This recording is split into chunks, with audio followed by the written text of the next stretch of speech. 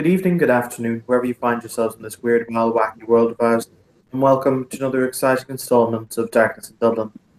This afternoon's scene will find many of the denizens who dwell in the darkness of this city making their way down towards the outer docklands that are located just near the peninsula of Howth in South County Dublin.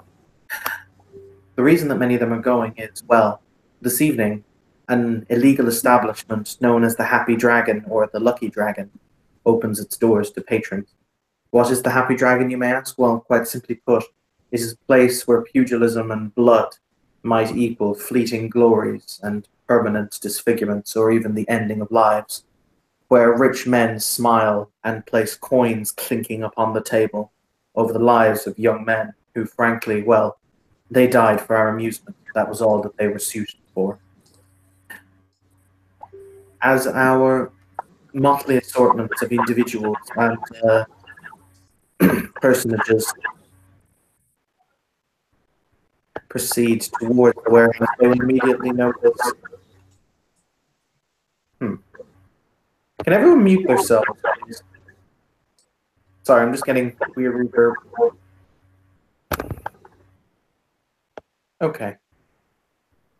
So, as they proceed towards the denoted place. Now, in order to get into the Lucky Dragon, you have to know someone who knows someone, a wink, a nod, a business card slipped into the pocket, something, the catalyst. You have to be told where the door is and how to get in. But once you're inside, you'll notice that the inside of this warehouse has been completely altered and changed. Soundproofing has been put up all around it in order to make sure that there is no utterance heard outside at great personal expense, you would think. All around, you see, as you enter, lavish upholstery and wall hangings. There is a desk behind which there is, as a matter of fact, behind which you will see Finlay Weiss set. If it helps, Finlay, they at least gave you a comfortable chair. Does it help? I like to think it helps. Helps. Then surrounding him, there are a number of large, comfortable-looking chairs that have been set. There is a wall with a single door that leads through it, a single set of double doors that leads through it into what they call the main arena floor. You are ushered in. There are a number of waiters walking amongst you, dressed in more traditional Chinese or Japanese garb as they are handing out food. There are a number of large, burly men, all of whom are heavily tattooed, wearing dark, shaded-out sunglasses, who are standing both behind Mr. Weiss as money is counted out, and indeed at the access doors to the inner arena proper. We will, for those of you who are interested, I would recommend you acquaint yourselves with some of the basic rules that exist on the forum. They are under the general description rules, just as to how combat in this situation actually works. I invite you to please go and read those. Yes, so we will do the traditional, I will flick down my list of people, and you may do your character's intros. So starting off, we shall have... Well, I suppose, Solon, are you there? Yes. Okay. You heard that I said that you were seated on the inside of the room anyway, yes? Yep. Okay, cool. In that case, you shall be the one to greet to the people. Greetings Lovely. and salutations. In that case, we shall have... Who is the first on my list? Jeremy, Austin, you are the first to enter. Jeremy walks in. He walks up to the door. He is wearing his overcoat. His glasses cover his two colored eyes. His hood put up because the rain. He meets the gentleman at the door and gives a nod and slides the business card. He'll take a look at it, but it's a pretty cursory examination. It is his ticket, and he has visited a couple of times before in the past here and there. Never to fight, always to bet. And Fair enough. he will, when he walks in and out of the elements, he will pull the hood of his jacket off and kind of tussle his own hair to get it moving. He will make his way towards the double doors and instructed as is, where is, but he will motion towards one of the serving staff and a simple man of simple pleasures get himself a beer. They will carry out your requests. They will nod. They will bow. And they will proceed to walk behind the makeshift bar. You can tell that it was made by basically layering crates together, but it has been covered over with a nice tarp at least that bears a roaring Chinese lung dragon.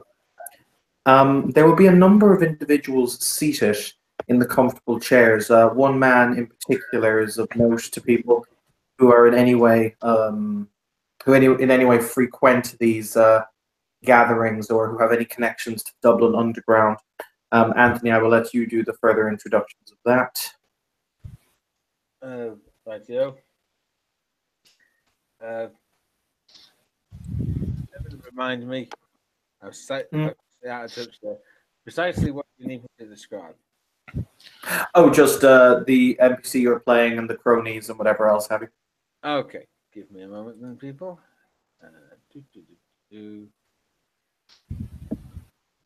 There we go.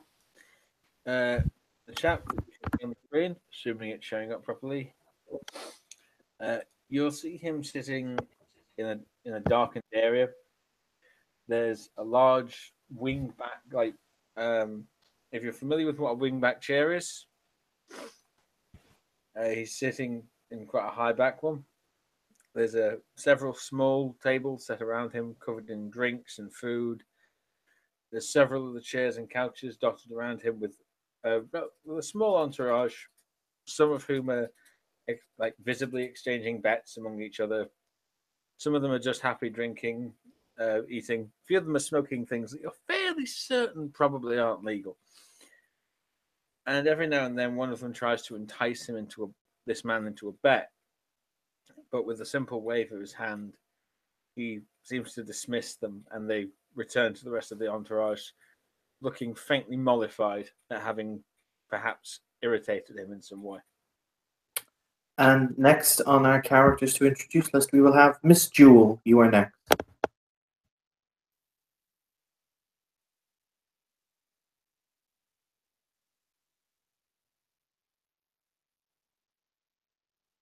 Heather. Now, there we go. Yes. Yeah, can you hear me? Awesome. Yep. Jewel enters the building and has a look around. She's actually been here before, but whispered rumors brought her. She thought she'd see what's going on. But all the fuss. Yeah, Heather, we're getting like it's really cutting, so we're actually getting half. A lot of your words are just half words. Oh, wonderful. Is this any? Nope. Okay, I'll be back. Okay, cool. In that case, I'll just move on and I'll come back to Heather. The next on my introduction list is Rory. You are next.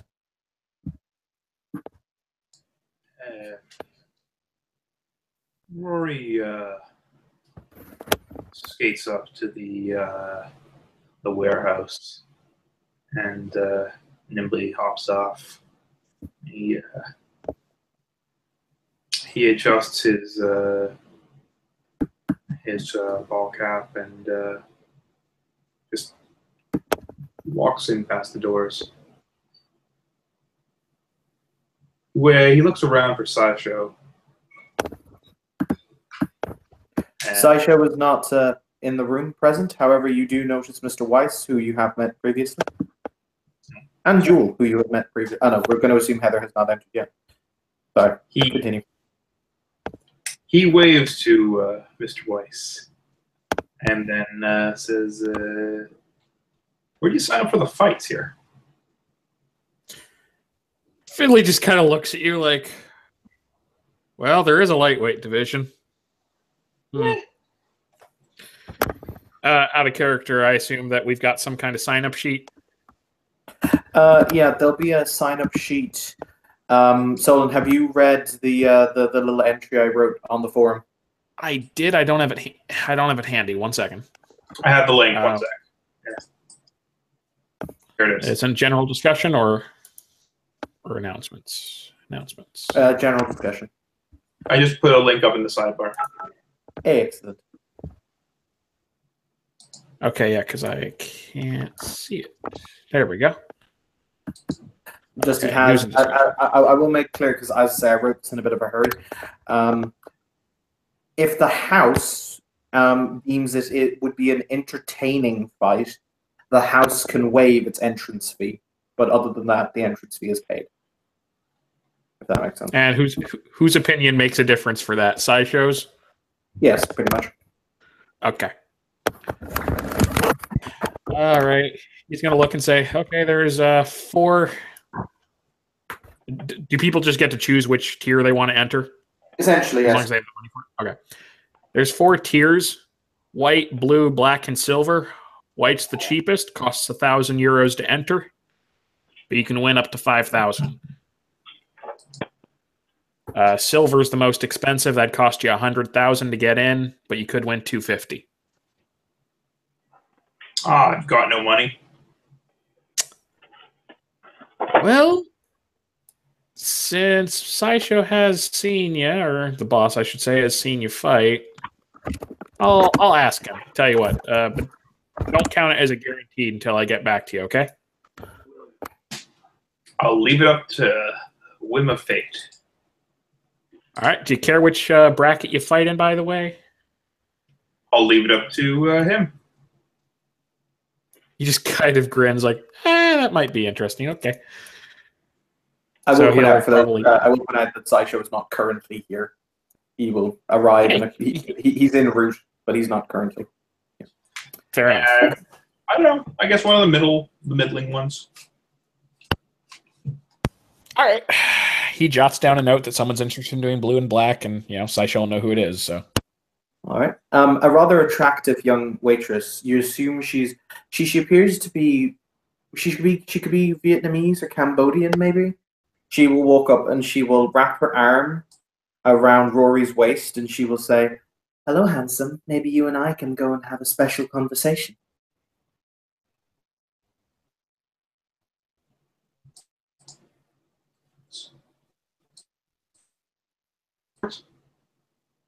We didn't get that. We did not get a word of that.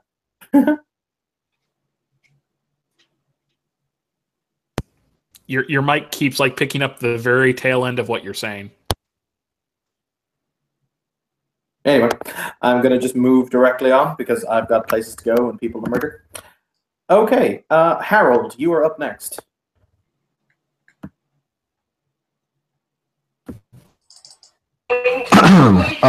Yeah, we were allowed to wear disguises into this place, right? Yep, people will not be questioned on however they choose to dress, mostly because a lot of people who come here don't come here as themselves. It's kind of a game of masks and misnames, because ultimately a lot of people who come here can't be here legally. Okay. Well, Harold's gonna enter in with a companion by his side. You could easily tell that she's a female, Asian, like a graying Asian woman, dressed very conservatively. But Harold himself, he's gonna wear one of those skin tight. I think it's pronounced a balaclava, like the Russian ski mask.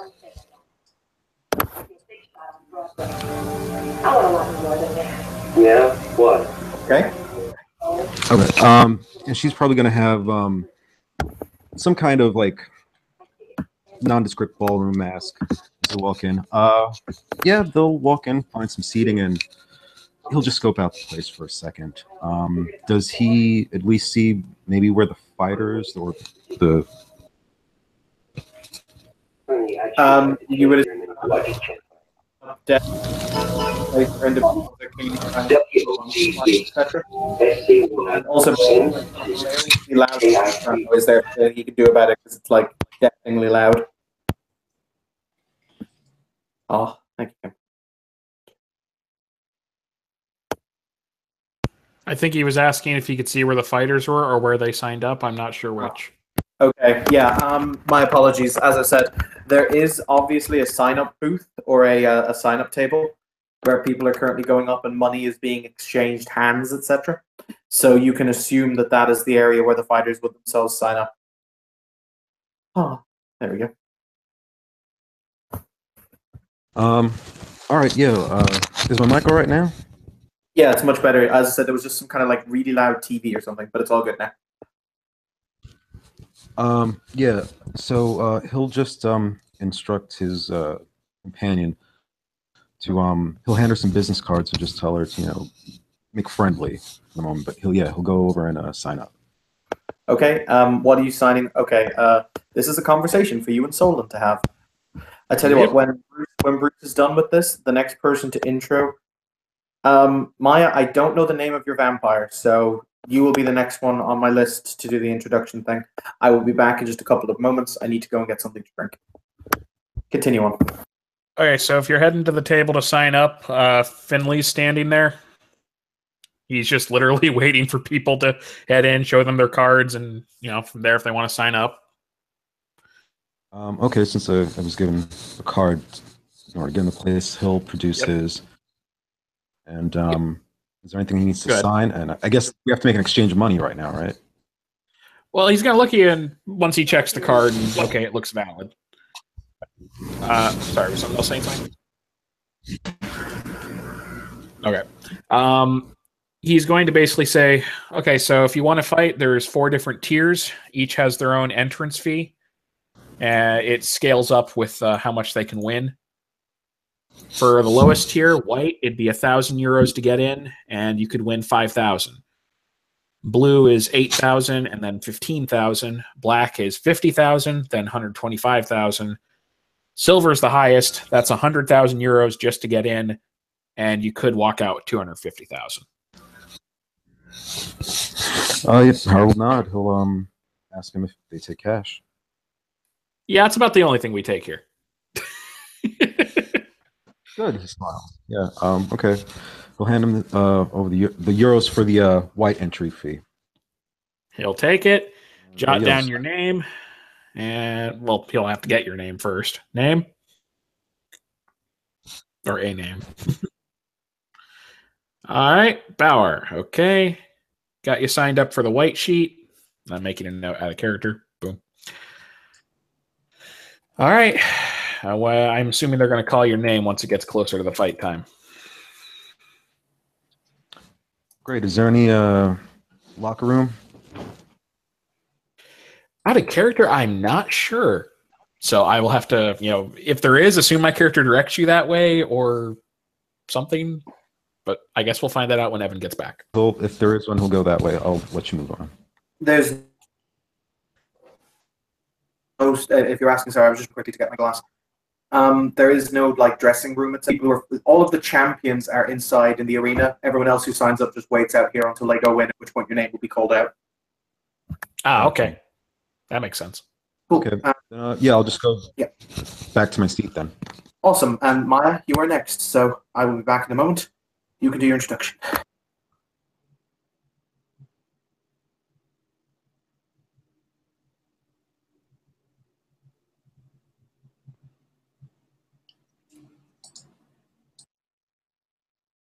Who is this Maya? Ah.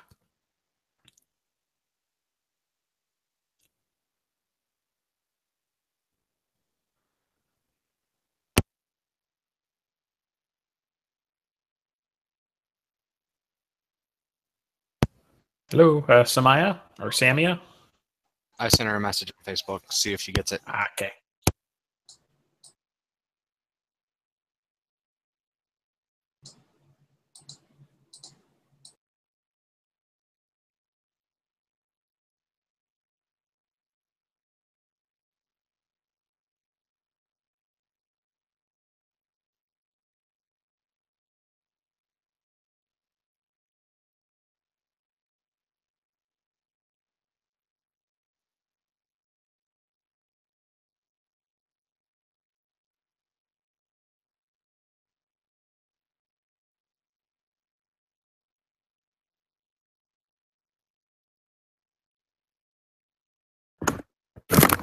I returned. Did something horribly break in my absence? I think Maya's a little AWOL at the moment, so Okay. In send her a that case, message. She hasn't seen it, so that's cool. In that case, Ian, you're next.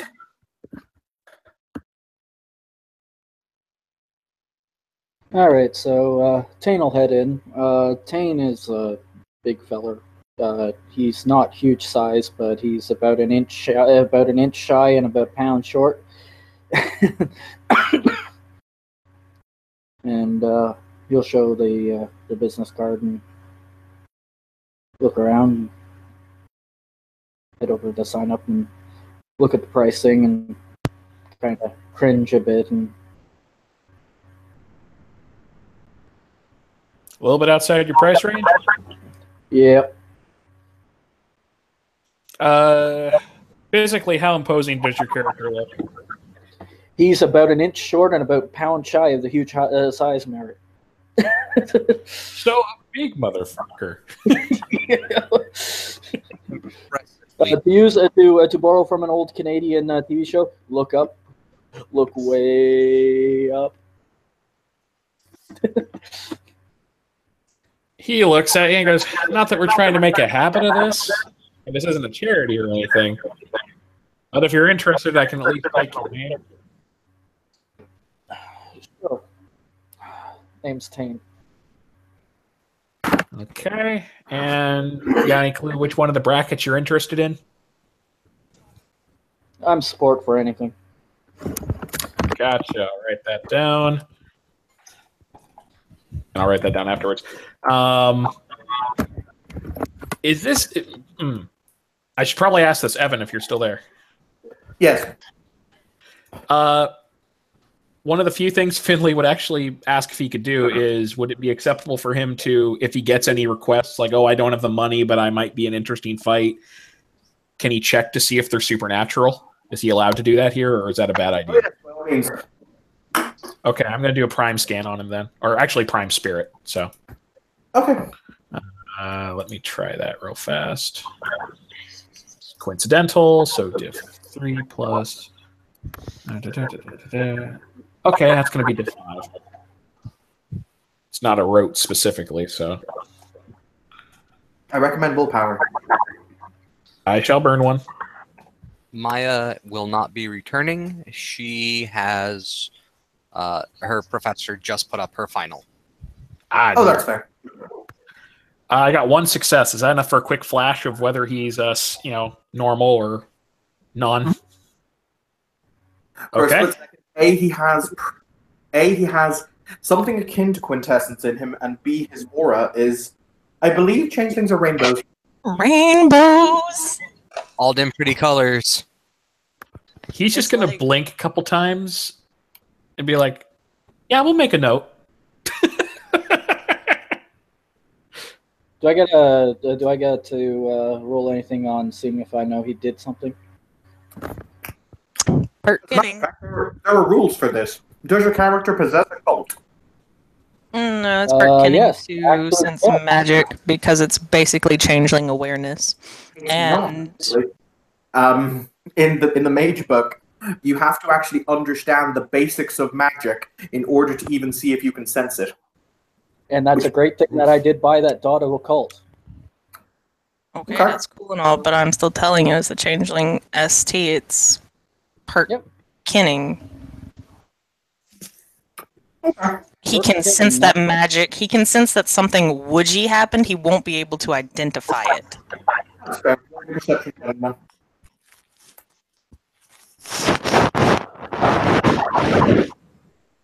No, in fact, I think I botched. Oh dear. Shit, dude, this is like the most normal fucking place you have ever been in of late. Magic? Ain't nothing weird. Magic here. Yeah, no, like... Actually, no, that would just be a failure. You botched. That means I get to have fun. Okay. How to put this? There's somebody way, way off in the back. You think, actually, I don't know.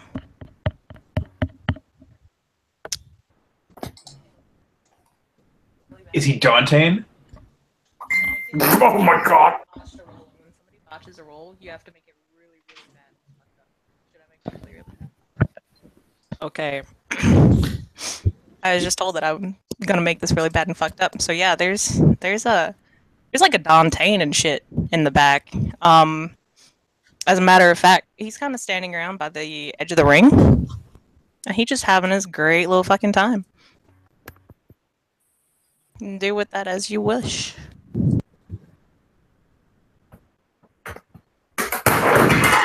There's a reason cross-venue in this game goes traditionally so well.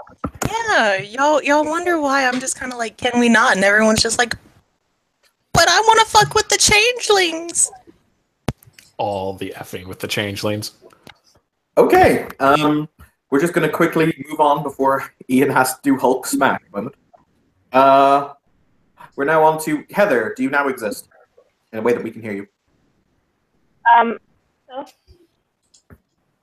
can you hear me? Yes, I can hear you. Just fine. No problem. So, would you like to do your introduction, please? Okay. So, Jules, right. She's never been here before, but Now it's jumping its volume from really loud to really quiet. Your volume, yeah.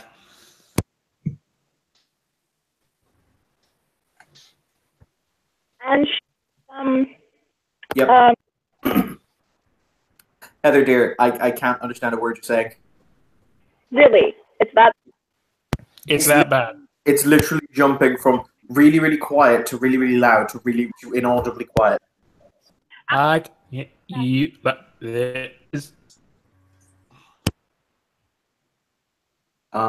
what, I'm just gonna continue on.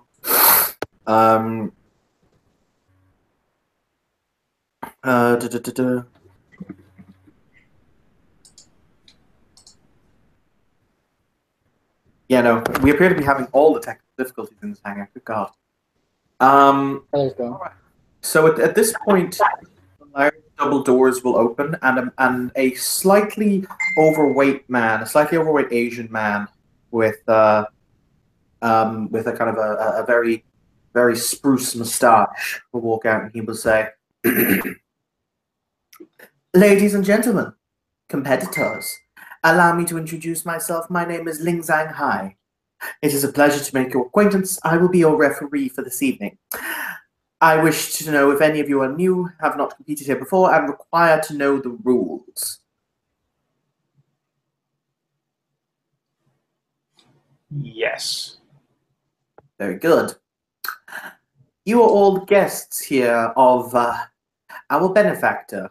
Our benefactor wishes you to be welcome beneath his roof and to accept these as gospel, as, after all, it is only through law and order that we triumph, etc., etc., etc., etc.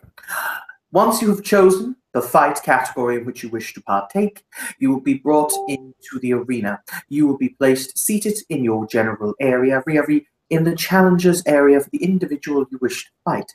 You will then be brought up in good order, and you will proceed with your sparring match.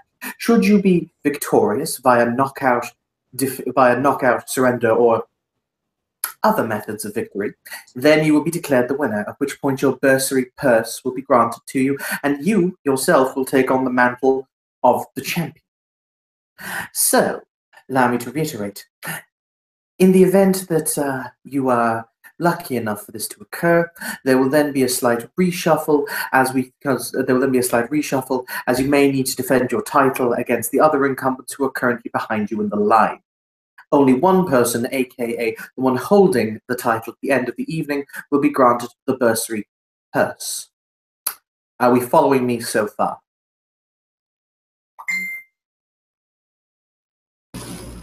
Harold's gonna nod. Very good. So, to continue, all fights will be unarmed. You will not be allowed to use weapons. Any martial arts style you wish to use is, of course, welcomed and encouraged.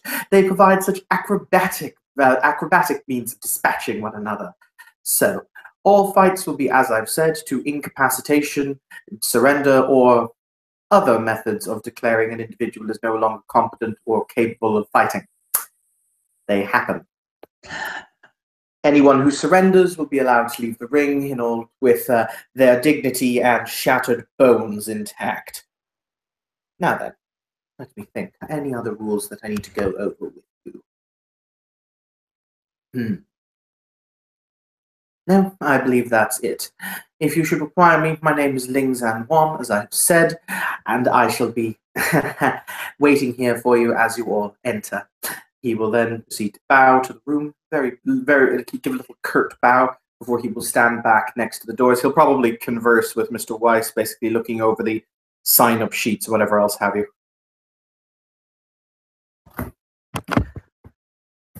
For the record, as this happens, Kim, do you want to intro Ikiro, or are you not going to intro Ikiro and just say that she materializes?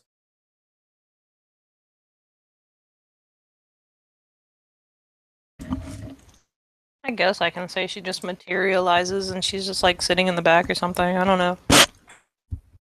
Well, I don't want to disrupt your attention too much from your friend, so that is all agreeable. She's sitting here listening with me. I put the speakers back in.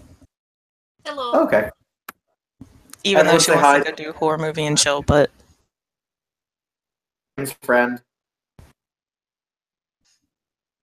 I don't know. We could probably go still do horror movie. Hello, welcome. Yay. Sam, you're the only one who did what I said. Congratulations, you get a cookie. Huzzah! Cookies are not redeemable for XP anymore. But yeah, no, sure. That's okay. Iki probably came earlier because she was bored as hell, and so she was just like, "I'm gonna watch people beat the fuck out of each other, and if one of them dies, I'm taking their soul." That's fair. That's probably what she's been doing all day. At this point, the main doors will open, and the two guards on the door will ever so slightly bow as the masked man here enters. For the record, Saisho has opted to be somewhat innocuous today because him showing up at illegal fight clubs, photos can be taken, etc., and that would just be bad news bears. He's not dumb. He will proceed to walk into the room, surveying it coldly with his pale blue eyes under the mask, as he will walk up to the station and he will say, "Mr. Weiss, I'm led to understand that we have some interesting competitors this evening." Is this him talking to him off on the side, or is there's no major attention going their way, is it? No, there's no major attention. They're just talking. Okay. You'll say, I've got 3 so far. Only one of them actually paid. Paid to do what? For the record, we will assume that there have been X number of other people to do. Yeah. But he'll Persons say, of interest, then. Indeed. And who was the one who was paid? Called himself Bauer. He only signed up for the white tier. Didn't look too impressive, but And the other two? Rory. Doesn't have any money. I believe he would make an entertaining fight, however. Would you not agree? Yeah. I'd feel bad if we put him in any high tiers and he died. We'll put him in blue. Fair enough. There's also some guy named Tane. Big guy. I also took a look at him. Saisho's eyes will he'll say, point him out to me. He does, and he says, looks like I saw a little bit of a rainbow around him. Yes. I've met Mr. Tane before. I don't think he's broke, but he doesn't have the money to compete. Put him in silver.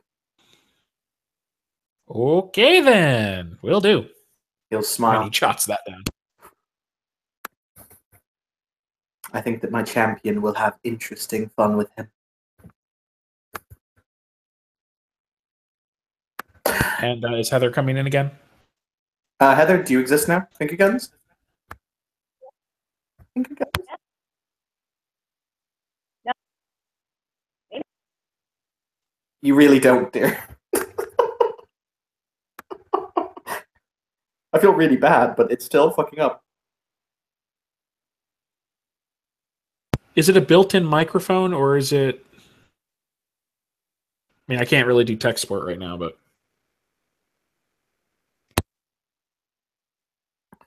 Yeah, it's probably effed up. For the record, just because I think it's important that we let people know that this is the avenue through which they can do so. Sideshow will he will kind of incline his head very slightly to Mr. Weiss before he will walk over and he will bow deeply and respectfully to Nathaniel O'Neill as he says, "Mr. O'Neill, always a pleasure to see you, sir."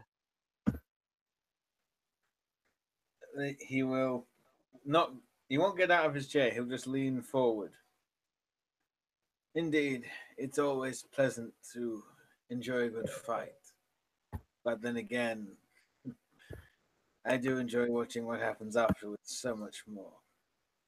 I have no doubt. Have you taken any of your bets this evening? I'm led to understand that they rather liven it up for those who are interested in such base commerce. Oh, no. You know, I would never, ever take bets in your employer's establishment. Of course. He'll simply nod and lean back. Sideshow, kind of done with the conversation, will walk back to Finley and he'll say, "I will take my seat inside. We will be beginning in about 30 minutes or so. Let them mingle." All right. Instantly, Evan, just to clarify one thing, and Sideshow should know this since he is also a PC. The specific reason that Nathaniel would use the phrase "your employer's establishment" is that if anyone is listening, they will not think that Sideshow is Sideshow. That's fair. Okay.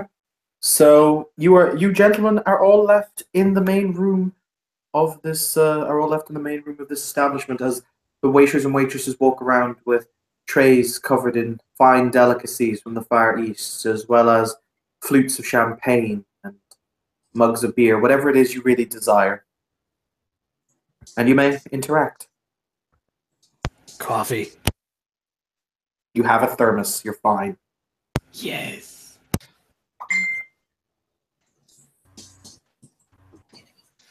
Dane's just gonna lean against a wall and watch the comings and goings for the moment, getting himself mentally prepared. Basically called up. Just out of curiosity, since my character has been here a little while, and these guys are apparently standing in the middle of the ring, what do the champions look like? I'm surprised no one's asked so far. Okay, the white champion is just your average run-of-the-mill kind of guy. He's a black belt in Taekwondo. He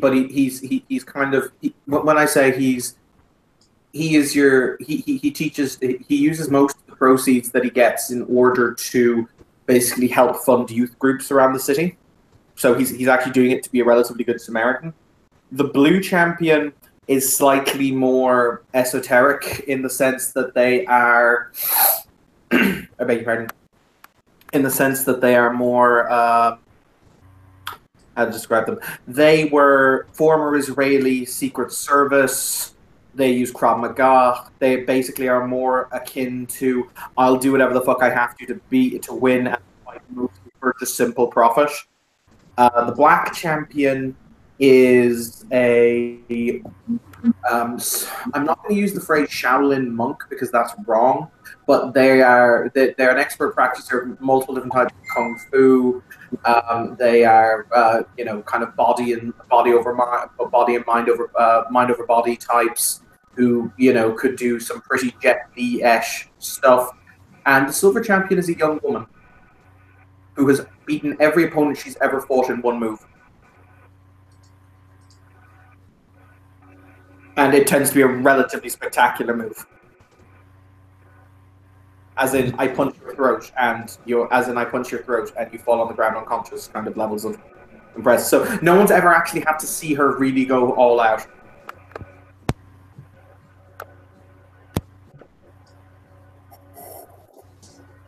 Does that answer your question? Yep. Okay. Oh, I'm not allowed to place bets, am I? Oh, you can. Mr. O'Neill is the one over there to place bets with. Aha! Out of character, you'd know that. Out of character, most people in this room know that.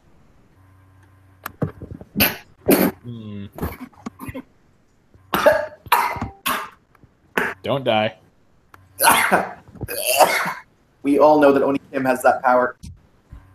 Evan, the fuck did I tell you? Don't die, yo. Stop coughing up your freaking lungs, damn it. Okay. Sorry about that, guys. So, yeah, as I said, if any of you do wish to make bets, you go to Mr. O'Neill, and he will facilitate your bets. It all depends on what fight you want to wager and how much you want to wager, but he's pretty good at that kind of stuff. So, anyone who wishes to make a bet should go and discuss it with him. Other than that, you are free to interact and roleplay amongst yourselves. Okay, rather than distract people, I'll just type up the bets on the side. Yeah.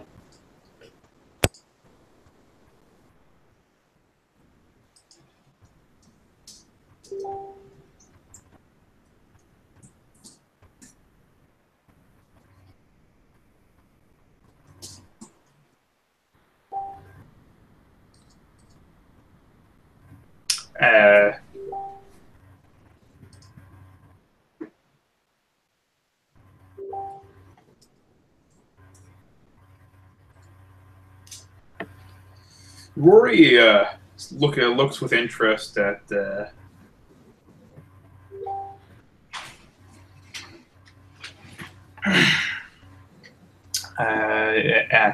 Tane, and then later at Jeremy.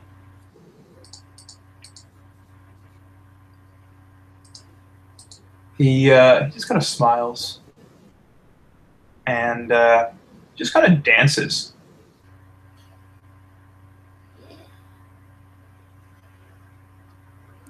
One of the clearly wealthy Irish businessmen kind of looks you up and down with his Armani suit, and he says, "I don't know what you're trying to do, Boyer, but are you trying to do your best monkey impersonation? Because it's not working."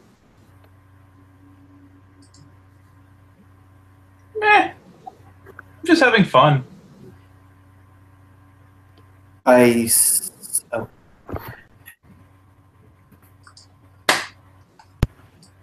Bet against me if you don't like my style. Let it ride.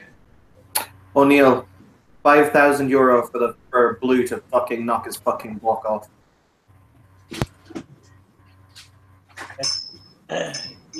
You will see him like raise his hand and in 3 quick gestures essentially indicate that's too low, 50,000 minimum. 50,000 minimum? 15. Fine. 1 We'll make it fine, we'll make it 20. I want to see the smug little so-and-so smile knocked off his face. Thumbs up. My milkshake brings all the boys to the yard, and they're like, it's better than yours. They're like, it's better than yours. Teach you, but I'd have to charge. Just a second. Heather, is it working now? Does it seem to be working now? Yes. Yes. Oh, sweet Jesus. Thank God. Sam, to what you asked for. What was that, Austin? Spending willpower, by the way. Bet.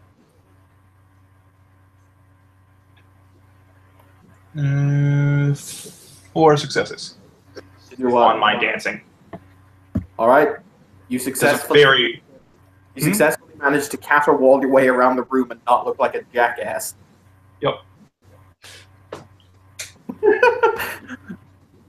It is drawing many funny looks from the kind of weirdly, from the either kind of heavily tattooed gangioso or the very business-suited upper class that kind of correspond to the mainstay of this group's audience. It's like, the fuck is he on, and can I have some? The hobo kind of chuckles.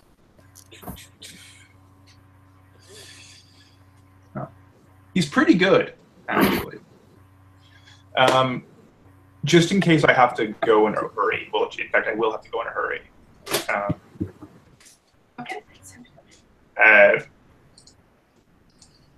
Give me 10 minutes. 10 minutes. We're already quite late. Late for everything. Sorry, just give me a second. All right, so if any of you wish to place bets, you have Mr. O'Neill in the corner there, who will happily take your bets. Is Sideshow gonna fight? Oh God, no. Aw. Okay, Iki will probably bet on whoever is doing silver. Jesus Christ, Michaela. Are you betting on okay. Are you betting on silver to win, or are you betting on Tane to beat silver? Oh no, I'm betting on silver to win. Oh, very good. I'll let you know, Kim. The odd, and this is for all of you to know this because I imagine it will get around. O'Neill is offering odds of 3 to 1 on silver to win. But is it Tame who's going up against silver? Yeah. Yeah, he's offering odds of 100,000 to 1 on Tame to beat silver.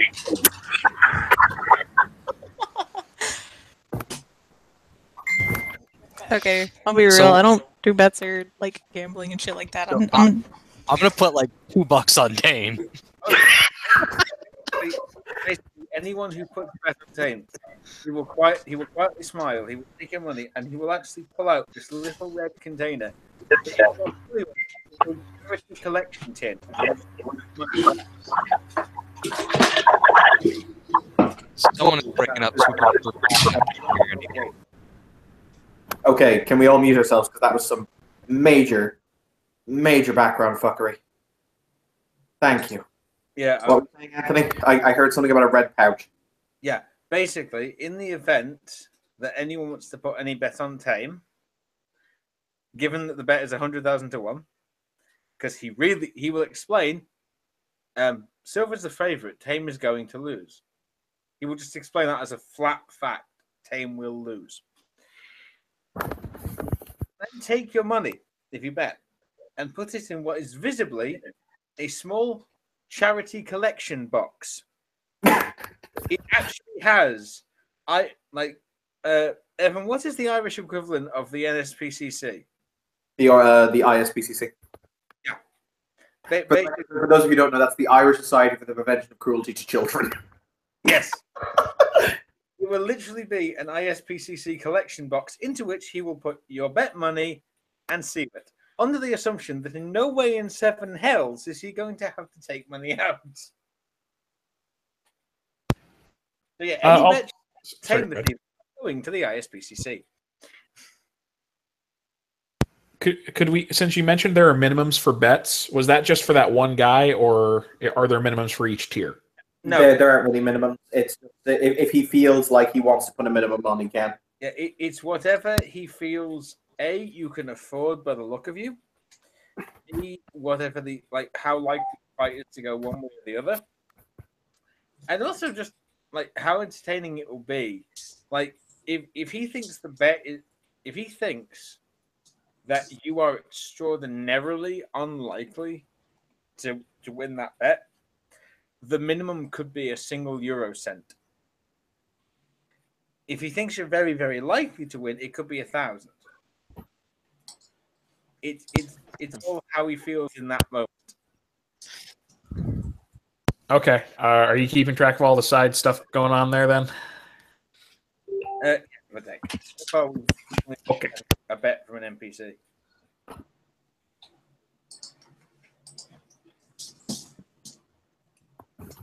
So if you guys want to go over to Mr. O'Neill and actually negotiate a bet with him, he'll happily take your money. Because I will point out, he can be swayed if you're willing to say I am great, or somebody who I know this person is great. And if you're willing to roll the relevant dice pools against him, he will offer better odds. That's just important that people know that you can do this, and please do proceed to do that. That is why I do say negotiate on account of the fact he's not an official betting thing. He's an extremely rich old Irish guy.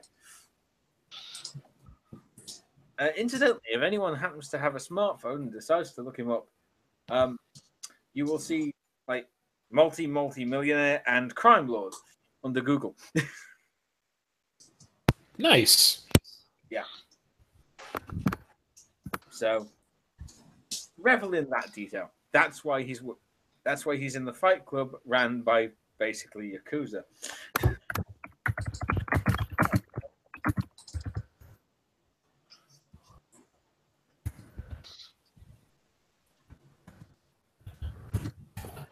So when people were talking about, like in the side chat, we're going to put money on this, that, or the other, you actually have to talk to him to put it on. You can't just write it in the side chat. Okay. Finley will head over and he's going to place a bet on. He's just going to look and say, "So what are the odds for betting on silver to win?" Silver to 1. Pretty likely. So 1-1. No, I said 3-1. Not. Sorry, I couldn't hear you. There was more noise. Everyone mute yourself unless you're talking, damn it. 3, 2, 1. Everyone is muted, dear. That was probably from you. How could it be from me, mate? I will point out it was actually for me because I'm in a really creaky chair. But continue. Okay. So 1-3. All right. In that case, put 1,000 in for silver to win. That's reasonable. And what's that? Rory's fighting out of character. He's fighting in blue, right? Yeah. What do you think of the odds of blue to win versus the redhead over there? One who signed up. He'll call over one of his entourage and whisper to them. Can I get a quick description of the redhead? Like big, small, short, fat. The one who's dancing about the room. He's not. Oh, sorry, Sam is here. I don't need to describe him. Yeah, he's tall, quite handsome actually. Like very, in fact. There's almost a captivating element about him. So kind of dreamlike. He's got he's lean and not particularly wiry. Like lanky. He looks very young as well. Like he could be his late teens or like very early 20s. In that case, he'll say, I'll give you 7-2 on the redhead.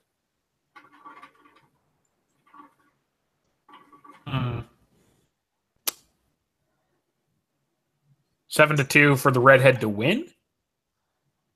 Yes. I'll pass on that one then. All right. I think I'll just stick with the one bet. Keep it simple. And he'll head back over to socialize and or watch. Let someone else have the floor. Jeremy is going to walk on over to Tane. Taking a look at him. That he has fought and the odds are fantastically stacked against him.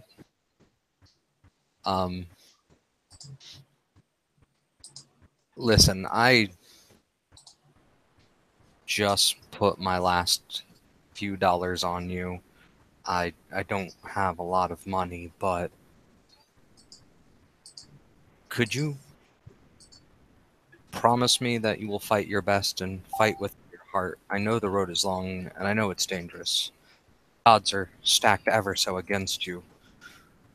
But can you promise me that you will try and win? My monthly income depends on it. I will do my best. And he will extend a hand to shake. And he'll shake him. And I will spend a point of glamour to solidify an oath. Okay. Kim. What? What's up? You're kind of needed for this. They're making oaths. Oh shit. Damn, what's up? Okay, so they're just making an oath. Okay. What's it about? Sorry, I was playing with a dog. He's asking Tane to do his best in the fight. And to fight his best as he bet what little money his poor hobo self has on him, and he expects and wants Tane to fight with all of his heart, even though they're stacked against him and the rope is dangerous. And he promised. His words, what he would do his best. Okay, all these rules shit. Okay. So, is anyone... Did they swear on the dreaming? Or, like, do both parties know that this is an oath, or was it just kind of like, ha, you fucking said you promised, I'm gonna, like, fucking bury your shit up? He's one-siding it. Tane promised he would, but it wasn't in any, I give a great oath of blah, blah, blah. Okay. There was no great oblation. Yeah, did Tane say, I promise to win this for you? Or something? Tane said he will do it. To fight his best. Okay. Okay, yeah. It's like, I think you spend like a glamour to just kind of solidify. It's not really an well, it kind of is an oath, slightly. Typically use words out of Long Road as kind of the trigger. Okay. Yeah, I mean, it's just to try his best. So like, it's not really that big of a deal unless he actually doesn't try his best and he's just kind of like, in which case, that's breaking an oath. Alright, so Tane, if you didn't have a second... I'm pretty sure that the characters around here know at the very least from Tane that he might do stupid things, but he will do his best. That's what I need him to do. Also, Tane, if you don't have a second oath filling up your magic boosting slots, you do now. Oh no, he's already boosted to his max. He's got 4 or 5 oaths, let's be real here. I didn't know that. I do not know that in character, so therefore, I'm stacking odds. Yeah, I got you. I believe in one scene it was pumped it up. Yeah. But after he's done there, he's going to go over and he's... a question though, does it seem like it's against the rules or frowned upon for fighters to bet on their own fights? Oh, there's an oath. Changeling oath was just sworn mages or anybody else. If y'all want to roll your supernatural alertness kind of shit, you can. That was a supernatural thing that just went off. Yeah. Sounds So mages can all roll their awareness, and so can Bruce and his vampire. You can all roll awareness to see if something wobbly just happened. So what difficulty? 6 standard. Can I use my Auspex DeFi? Your Auspex wasn't active at the time, so no, unfortunately. But if you want to activate it after this point, you can do. Okay. Right. I have to go now. I'm just going to leave.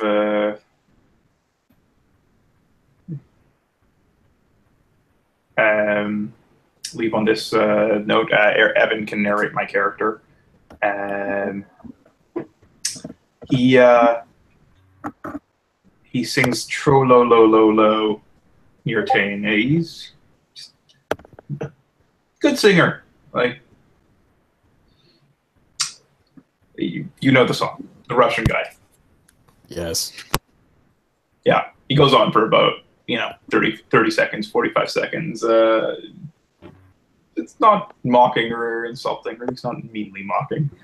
And he does seem to like spending time in the presence of Tane and Jeremy. Other than that, have fun, guys. I will leave you to it. Take care. No worries. Enjoy your party time. Thanks. Bye. Okay, so what are people's perk awareness rolls?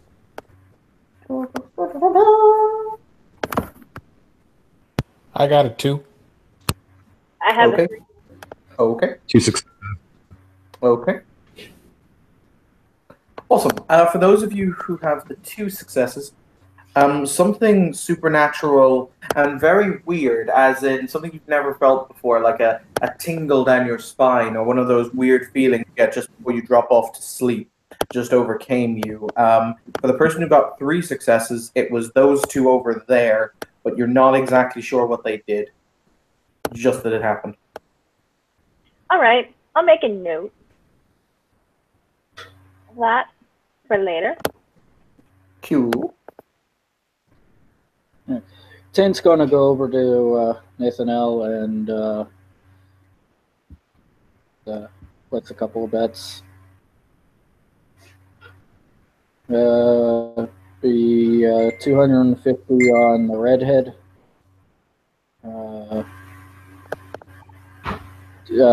240 on the champion.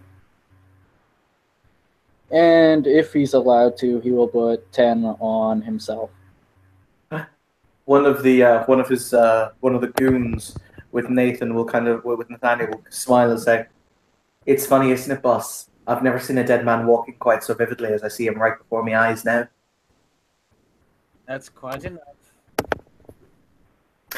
Come on, boss. You know that she's laid out at least 3 of the last 5 people she's fought in one punch. It's quite enough. It does not do to mock the future afflicted. As you say, boss. Now, what were your bets again, young man? 250 on the redhead.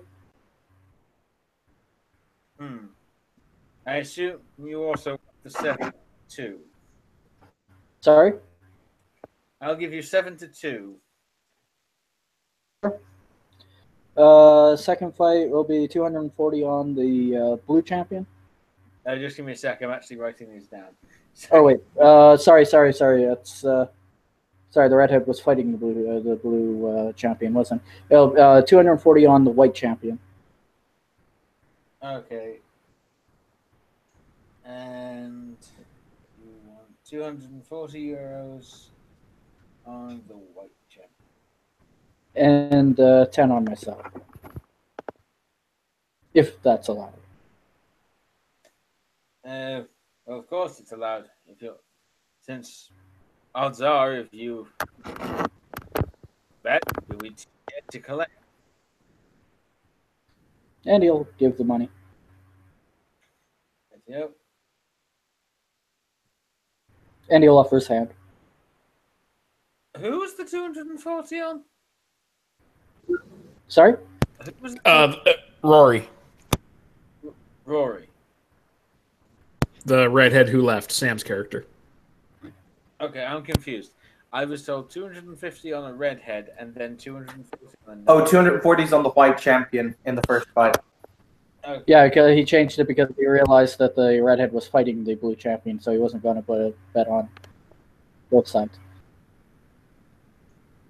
Okay. You'll be told that the return on that one will be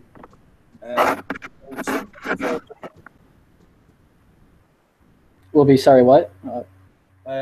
on the money on the white champion will be at 4-1. Okay. And you got the final one, right? Yeah, and for Tane to win, you wanted $50 on yourself? Or 50 euros? Yep. No, it's 10 euros. Oh, 10 euros. Okay. Hold on. Ask what the odds are. It's obvious that he's not, being greedy. Oh yeah. Given the fact that if he wins, that's €1 million. Well, no, that's why he's not asking what the odds are, right? Right. He hasn't heard what the odds are. He's not asking what the odds are. He's obviously at least making the attempt to be not greedy. Right. Ladies and gentlemen, have all your bets been placed? All bets placed? Not yet. Just so you're all aware, I've got bets for Finley Weiss and from Tyne. So Jewel will make her way to Nathaniel and place her bet. Okay. I would like to put 200 euros on the silver champion to win. Okay. 1 moment. He'll again take out his pocketbook and start noting it down. So 200 euros, you say? Yes, on the silver champion to win. Okay. Again, that's at 3-1. I would also like to put 20 euros on the blue champion to win. The blue champion. Evan, can I get a quick description of the person going up against the blue champion? That's the redhead. Ah, right.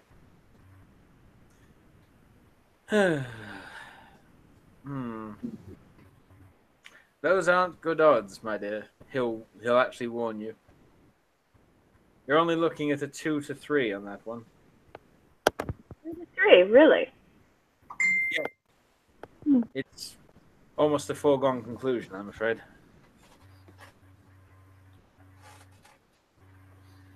I say almost. House champions seldom lose, you see. If it's only almost a foregone conclusion, then I will still put 20 blue champion to win. As you like. As you like.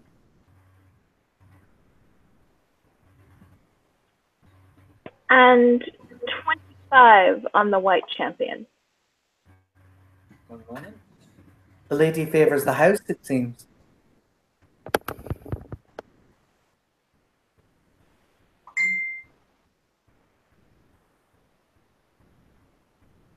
I do favor the house. May I ask why that is, lovely little lady?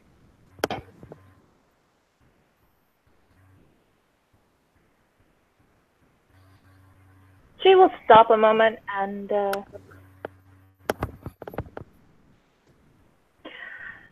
I favor the house because, well, I have not seen any of these champions fight yet.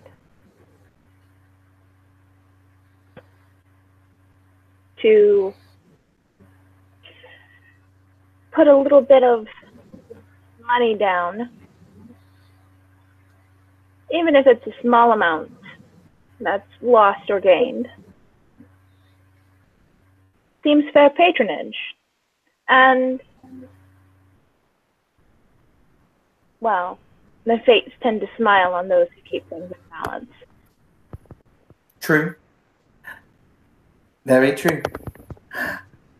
I like her, Nathaniel. She's got spunk. She certainly got a good eye for good returns on bets. You see him put away his pocketbook. I think that's all the betting for this evening. Anyone else care to place bets before the fight begins? Now is the time. Nathaniel will click his fingers, calling over a waitress with a fairly large glass of wine and a tray of honey cakes. The waitress will walk over and she will bow deeply to Nathaniel and she will say, "Your refreshments, Mr. O'Neill. I wish you to know that your box has been made ready at your request." Ah, excellent. I shall be there in very short space of time. Oh, last thing.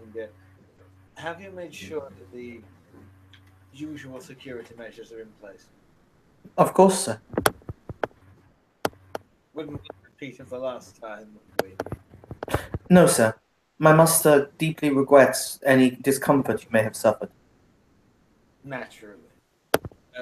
As he stands up, anyone who's watching him will notice that basically out of his shirt will fall a small vial, a glass vial, on a long chain. The vial itself is visibly filled with sand. Noticing that it's fallen out, he will quickly tuck it back down, trying to be as surreptitious as possible, but try to do it as quickly as possible.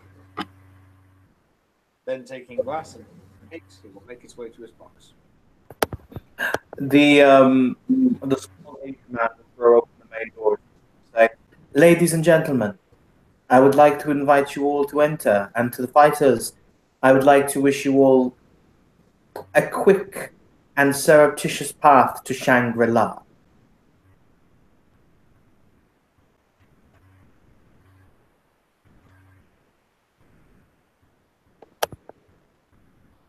Do the fighters proceed to enter? Fighter Tane will. Okay. Yeah, so Harold. Okay, cool.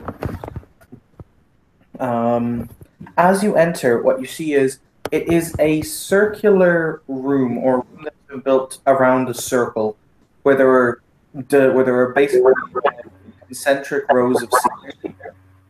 The seating itself may have been taken, or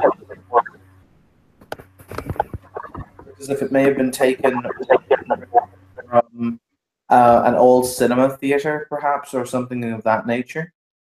So, they are relatively comfortable padded seating. You will notice that there are 2 or 3 boxes that are set literally down amongst in the pit itself, where you will notice Mr. O'Neill has taken up a seat in much more luxurious plush seating. There is a large dais that overlooks the chamber where you will see both Ichiro and the masked figure seated with a few other individuals. Mr. Weiss, you will also have a seat up there if you want to go and take it. It is a very nice seat. So I've got 2 really comfy seats? You have 2 really comfy seats. Yeah. I mean, who said crime doesn't pay? I suppose. Wait, which one am I supposed to sit in for, waiting to pay the winner? Or is that at the end of the night? That's at the end of the night. So you'll basically return to your comfy chair outside to pay the winners. Ah, gotcha. Okay, I'll sit where I can see the fight. So, yep. So you're seated on the dais with Saisho and the other members of the Thousand Tail Dragon Shinsen Gumi who bothered to show up. In the arena, you will see. Basically, there are 4 colored chairs. They're not thrones; they're just ordinary seated chairs, upon which you will see an individual dressed. Each one of the individuals who occupy the chairs are clearly one of the 4 champions of the given color. There is, as I say, sorry, my apologies. The white chair is occupied by a man you'd guess in his late 30s, early 40s. Lank blonde hair that comes down to his shoulders. He is dressed in a martial arts gi, and is he's got a fairly relaxed demeanor. The man sitting next to him is a man of Arabic or Middle Eastern descent. He is wearing kind of black and khaki combat fatigues, and he looks much more focused. Kind of his eyes are very, very hard bitten. After him, you have an Asian man who appears to be very relaxed. His eyes are half closed as he appears to be contemplating, or he appears to be almost in a meditative state. And then, because I actually have a picture for her, the last one is this young lady who is seated in her chair very, very calmly. She's kind of she's looking up at the crowd and she smiles. She has a very easy face.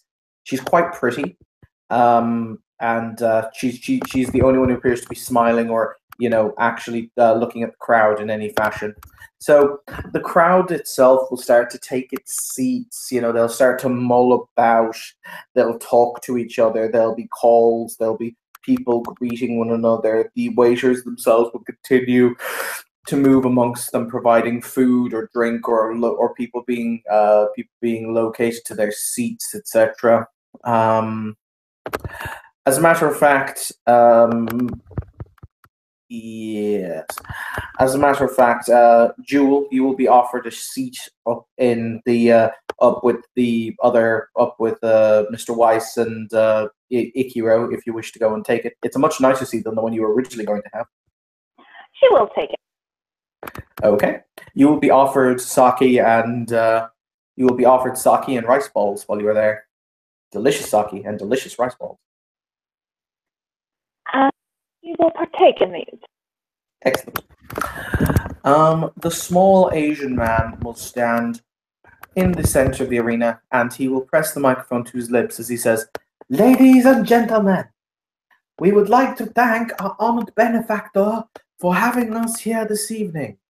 Long may he be able to provide us with such entertainment, and long may the police continue to have their heads in their own backsides and not seem to notice." There is kind of a general kind of chortle of laughter and a round of applause. And he says, "Without further ado..." Jeremy raises his beer to that. "Without further ado, allow me to present to you the first matchup. We have the white champion, Eric Melter, versus... sorry, what name did Harold give? Because he didn't give his actual name. Bauer. Bauer. Thank you. Versus Mr. Bauer. Please step to the ring, sir." Yeah, Harold will enter the ring. He'll give the crowd a regard. He'll throw up his arms, and if I can I do some kind of like Dex athletics for like an artistic kind of backflip? Oh yeah, absolutely. Okay, cool. Oh, weird question. Did your character activate all specs in the end? He probably would have turned it off because noise levels and things might have distracted him.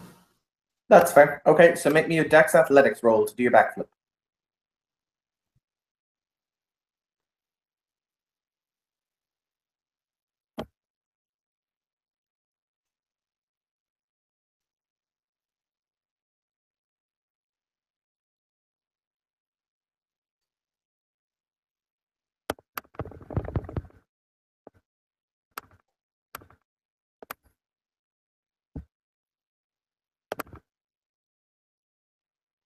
Yeah, 3 success. It's in Discord. Yep. So basically, what you do is you walk to the arena, the side of the arena, because as I say, it goes down into a deep indentation in the floor that's covered in sand, and you will basically very coolly flip into the arena, and you will land cat-like on your feet. Awesome.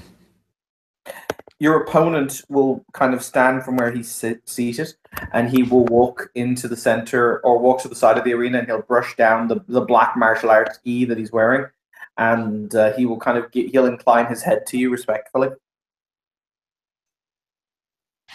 With a long, deep bow out of respect.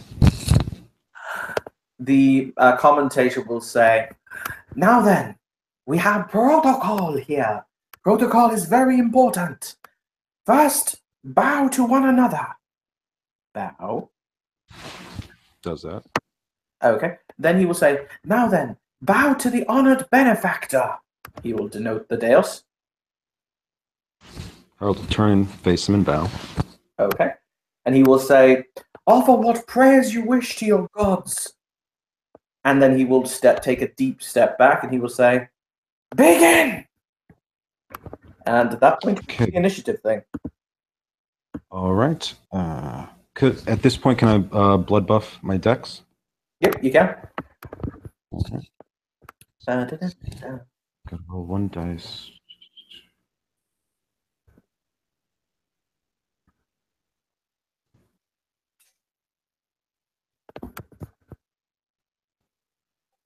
Finish him. Okay, so that's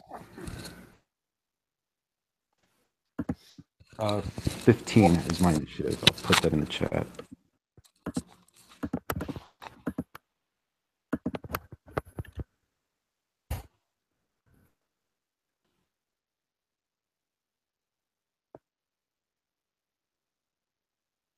Well, question: what is your dexterity? With the blood buff or without? With the blood buff. That'd be 5. Oh yeah, in that case, you go before him. Sorry, you both rolled a 15. So I was just like, who has the higher dexterity? Okay, cool. Yeah, Harold's going to go for a kick to his midsection. Okay.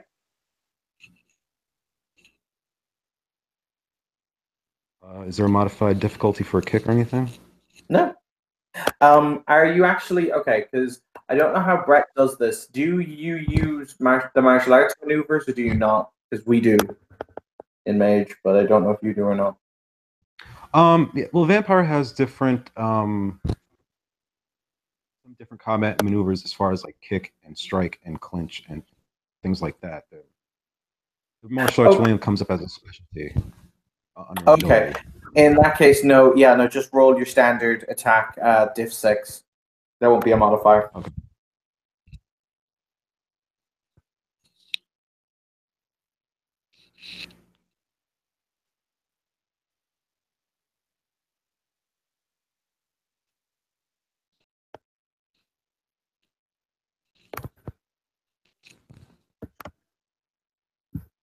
Success. How many successes? 3 success. Okay. Yep. Roll your damage.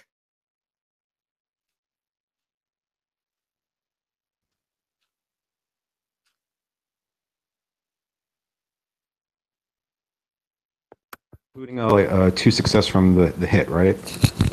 Sure Yeah, 2 will roll over into damage.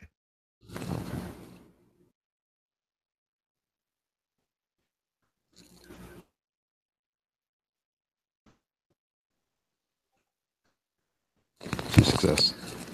Ones don't detract from damage rolls, so it's actually 3 successes. Oh, okay, cool. And he will proceed to. So none of that. Fuck my life. Okay, so you basically land an incredible kick to the solar plexus that sends him coughing and rattling, but he will then spring back at you and is going to attempt a.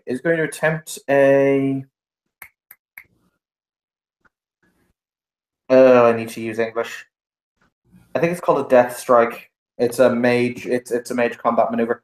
Can somebody get me? I believe it's diff 5 for death strike. Whoever can find it for the DM will be rewarded. Pulling up the big book of combat right now. Hooray!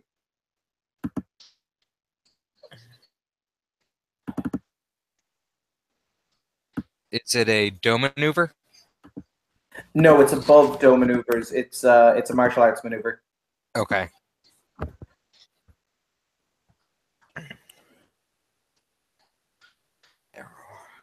Da da da da. I got it. What difficulty is it? Difficulty is 5. I thought it was. Yeah, that martial arts 3 hard style. Yep, that'll do it. Which is strength +2 over lethal. Yep. Okay, they fail. Well done, Jim.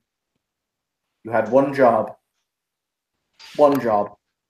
Okay. Fuck my life. Harold, if you'd like to make your next attack as the initiative goes back round to you, sir. Okay. I'm going to blood buff my strength, and I'm going to go. Thematically, he's going to go for like an elbow strike to the guy's face. Okay. I know that's like a targeted shot, so that will increase the difficulty. That will increase the difficulty by +1. Spend willpower on that? Yep, absolutely.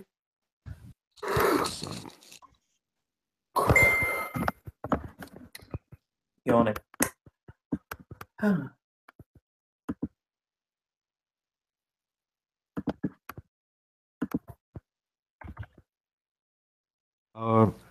So it's difficulty 7, right? Correct, difficulty 7. 1 success plus my willpower for this roll. 2 successes. 2 successes, So, yeah. Is there a damage modifier for headshots? I believe it's. Hang on. People who are in the big book of combat. Got it. Thank you. Pretty sure it was a lethal. I'm pretty sure if it's a called shot, increases damage difficulty by X, damage by the same amount. So if it's increases difficulty to hit by 1, stamina by 1. So give me a minute. Yeah, so basically it'll give you an additional +1 damage. Target size, difficulty head, difficulty +2, damage modifier +2 dice. Okay, it is +2 to hit the head. Do you how many successes do you have with a +2 modifier? My apologies. So then it would have been an 8. So let's see my numbers.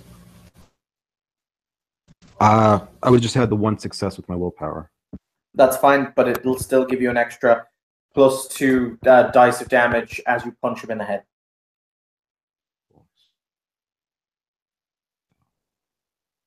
And you do still get the extra for your blood buff. So roll your damage, roll your strength, +2 because of the extra because of the headshot. And that's on page 418 of Mage. Thank you.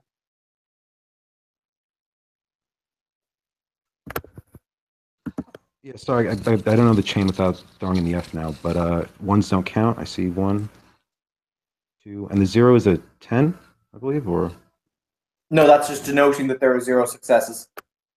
When it's a 10, it'll come up as an actual 10. So you roll 2 successes on damage. I will roll. Well, okay. Because apparently the universe just does not like this guy.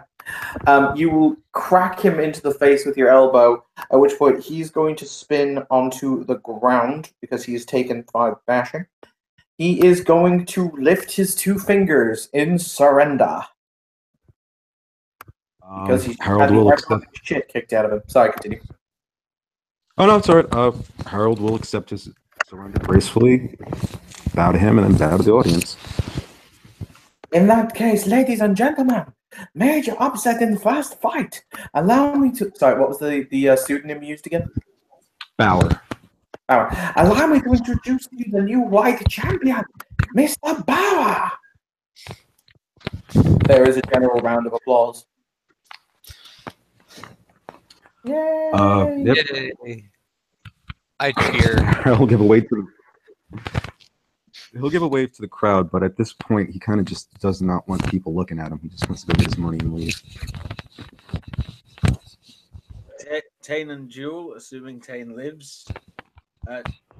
Tane's now close to 1,000 euros up. Harold, you will basically be invited to go and sit in the now absent chair that was occupied by the White Champion. And you will be told that you will be paid at the end of the evening. Okay, he'll follow custom. Gentleman chair. Okay. Because Sam left, we rolled some dice before he did leave. So the redhead will proceed to quite literally, in the first round of combat, in what can only be described as dazzling capoeira, will proceed to eviscerate. Down, he knocks unconscious. Rather, the swarthy Israeli ex-security officer, who will fall to the ground like a ton of bricks, completely unconscious. Well, there's 1,000 euros I won't get back. How many rounds of combat was it? 1 round of combat. He knocked him unconscious in 1 round. So, at the KO, Jeremy is going to do sell the audience. Oh, loud wince as I watched somebody crumple like a paper bag in a rainstorm. It was brutal. I mean, he basically knocked his knees out, kicked him whilst he was in midair, and then kicked him in the face. There was that wonderful moment where the head just snaps back, and he is as he falls through the air, and then basically somersaults and lands on the ground. Okay, so basically the GIF that I sent in on Facebook is accurate?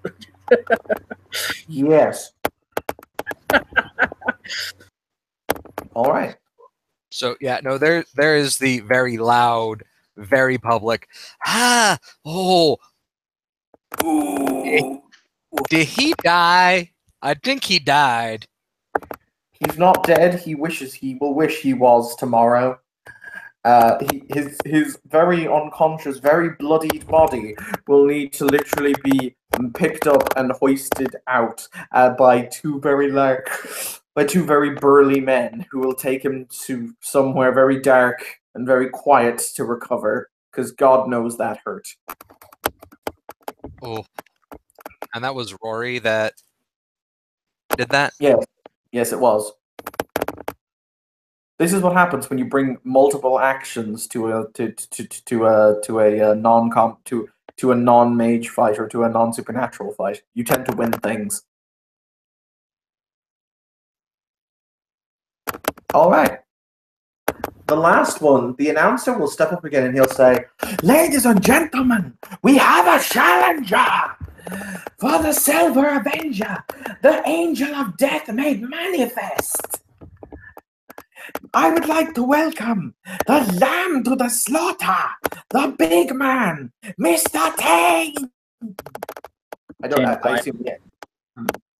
Tane will climb in. He will not play to the crowd. Okay, important. Hooping, hollering, and hooping for Tane. Okay. Important question. Do any of the mages have any supernatural sights activated or such?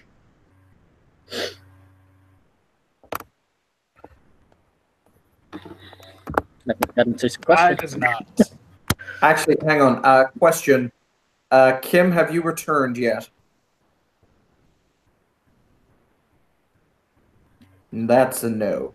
In that case, Austin, I might have to ask you this because you know Changeling much more off the top of your head than I do. Sure.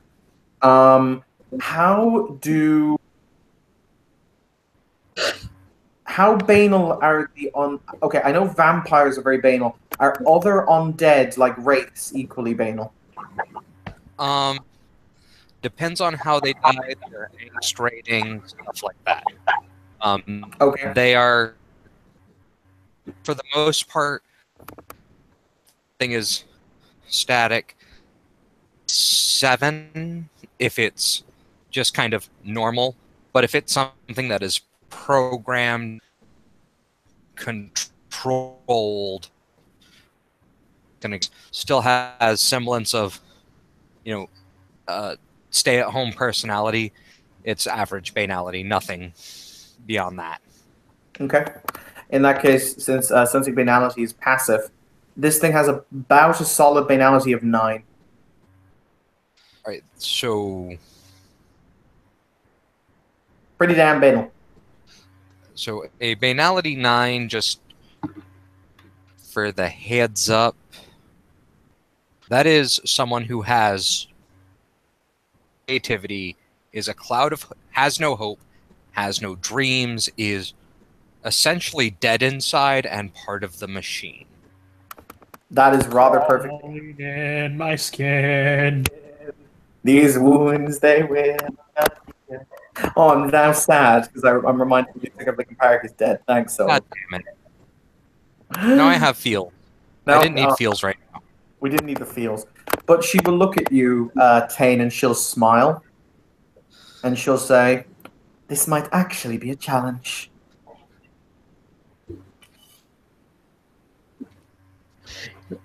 He's not going to say anything, but he offers a bow. Okay. The announcer will do the same. He will say, "Bow to one another." They bow. "Bow to the benefactor." At which point she will bow and she will stand up and she will say something in Japanese, which Jewel and Hero can understand. Yep. Basically, she says in Japanese to the dais, my life, my service for you, master. Turn back. She will. There will not be an initiative roll in this case because she will very calmly open her arms. She doesn't have it. She doesn't have the sword, by the way. Those are just a picture. And she will say, "Begin." He's going to go right for the grapple. Okay. He's gonna try to squeeze her, just squeeze her unconscious. Okay. Do I even need to make an attack roll if she's not even doing anything? Oh, I'm not saying she's not doing anything. She's letting you go. She's letting you take the lead in the initiative. Okay. Dex brawl, I'm assuming. Would you like to make me a perception kenning roll before you do? Sure. Actually, Austin, you can also make a perception kenning roll. 2 successes.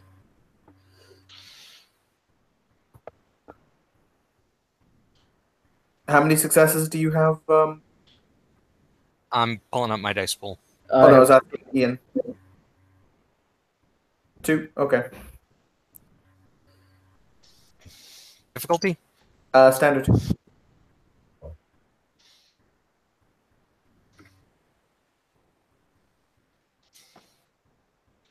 I got 1. Okay, both of you, 'cause it's pretty obvious. Sweet blathering blindlefuck, this girl is. She's oozing magic. Okay. I'm just wondering if you want to change your action based on that. If you don't, you can grapple her. All right.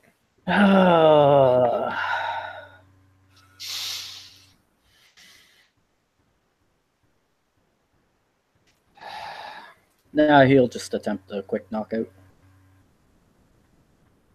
Okay.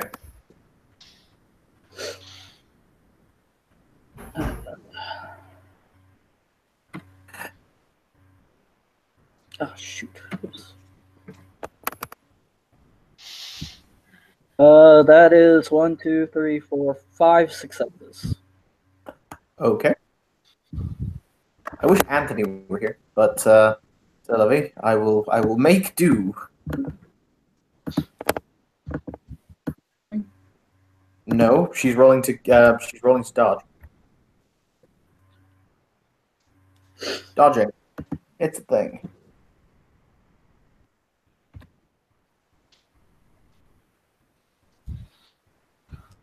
I apparently fucked up my.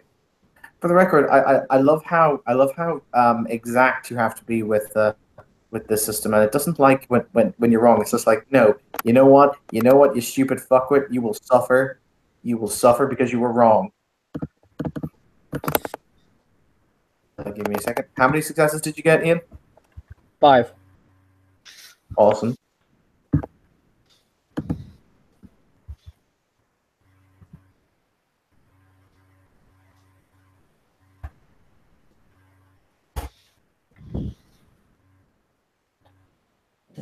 One, 2, 3.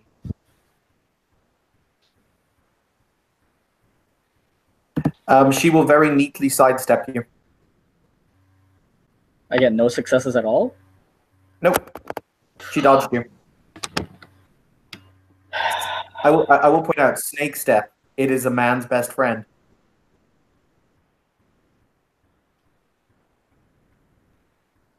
She will then very. She snake stepped. Yes. That bitch. That bitch. I can just see the Gilligan sitting there going, "My money, my money."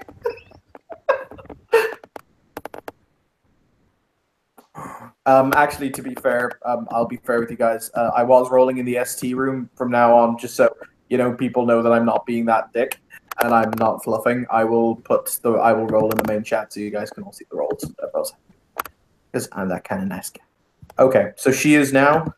She will kind of quirk her eyebrow at you, and she'll say, "Sure, you can do better."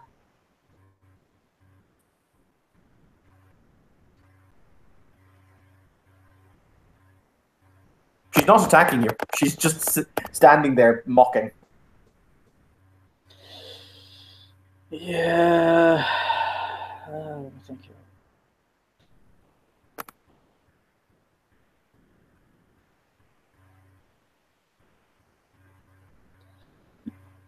He's going to fake with a left hand clubbing blow, but hit with the right. Okay. I don't think that the feint maneuver. I know it exists with a sword. Here, give me a minute. I have to find it because I know it's there.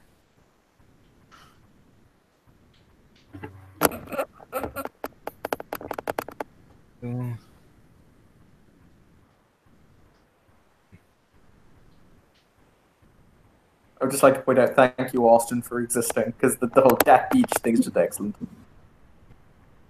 The what?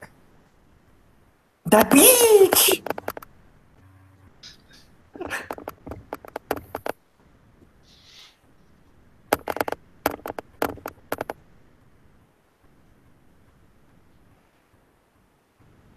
Oh, while they're sitting at the while they're sitting on the dais looking down, Saisho will turn to Finlay and he'll say to him, "Do you see the man who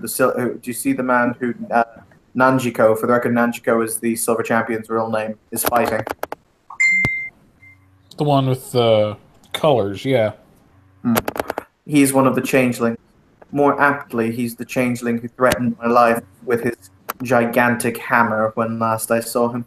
I think that this is suitable revenge, don't you agree? Think she'll let him live?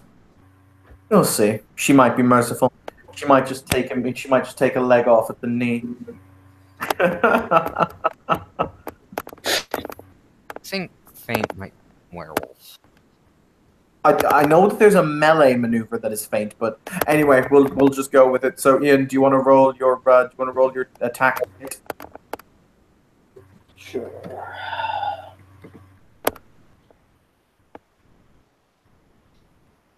Five successes again. The dice really like you today.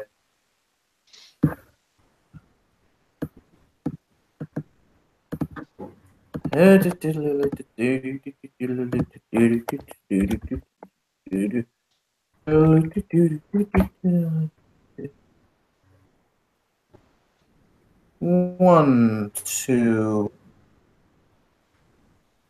three, four. So yes, you hit her with one success. Good enough for government work.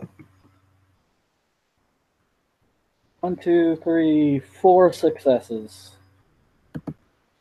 Okay, let me just roll me her stamina and her armor, because yes, she has armor.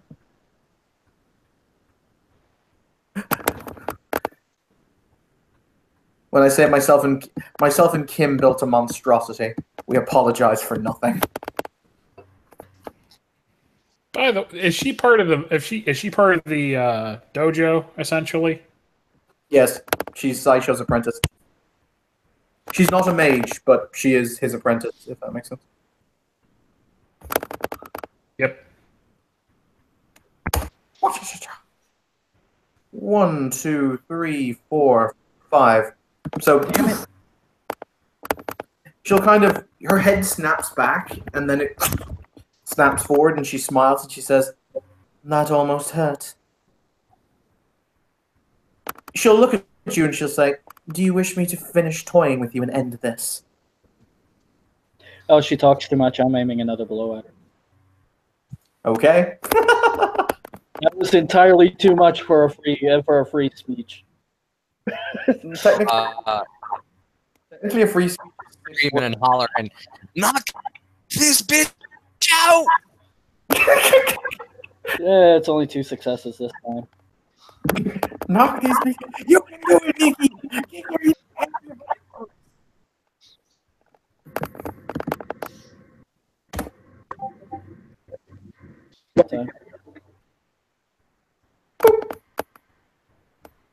She easily sidesteps. Oh, medium I don't recognize. And they left. Okay.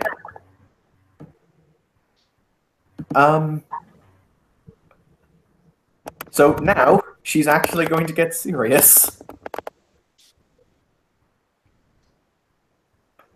All right. So, Ian. Okay, I'm not gonna risk saying anything because apparently that counts as an action. I mean, come on. We are in combat. There is I'm pretty sure the rule there's even a rule on that it's like 3 words or something like that. 6 words, but yes. Okay. I thought it was 3. I apologize. Okay. What she's going to do is she's going to split her dice pool. She's going to aim 1 attack at you with 3, 1 attack at you with 3, and 1 attack at you with 2. Okay.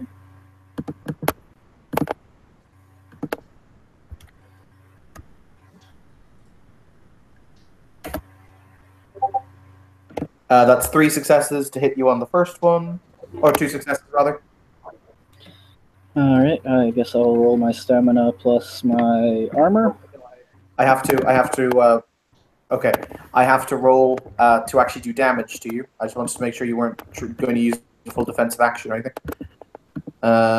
So what was lethal strike or what was death strike again?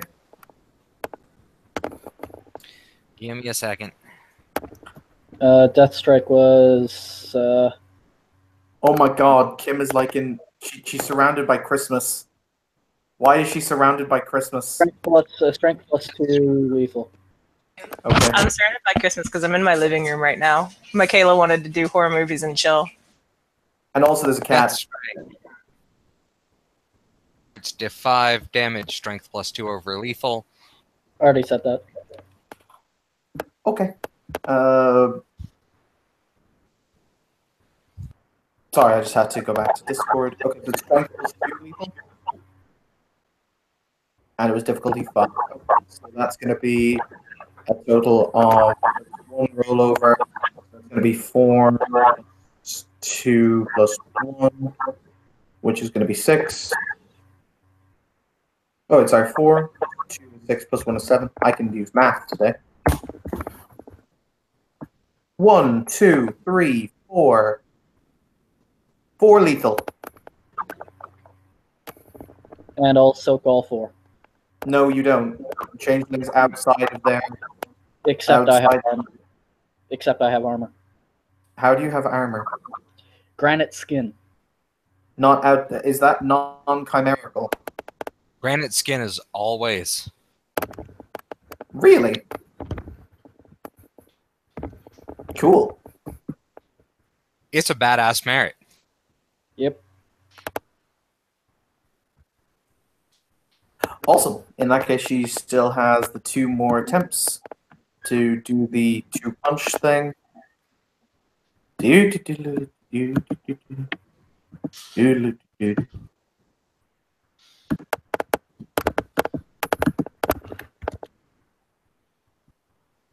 Oh, wow. Okay, so that's 4 successes. That'll mean that there will be 3 rollover, which means that it would be strength, which is 4 plus 2, which is 6 plus 3, which is 9. Ow. 1, 2, 3, 4.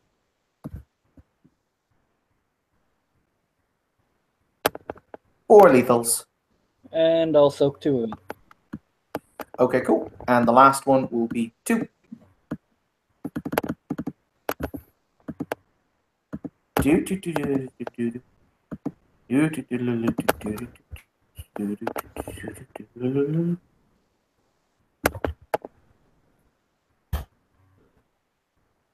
Two successes, so that means it would be another 7. Da, da, da, da, da.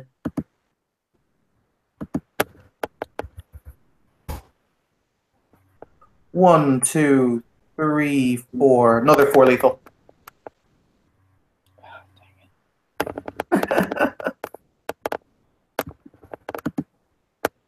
And I'll soak all of it.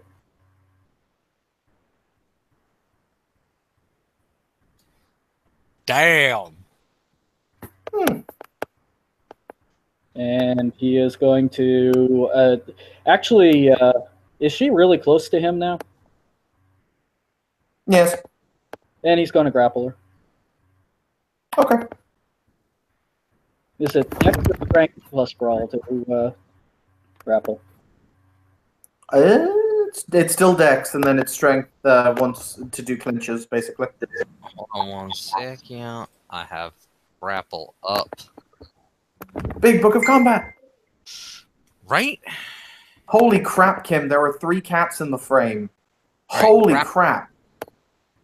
Grapple is Strength Brawl Diff 6. Also, what's up? there are 3 cats in the frame right now. Yeah, we have Fate, and then we have Versifer, and then I don't know where One that- Constantine is. It's right there on the chair, right next to the tiny Christmas tree.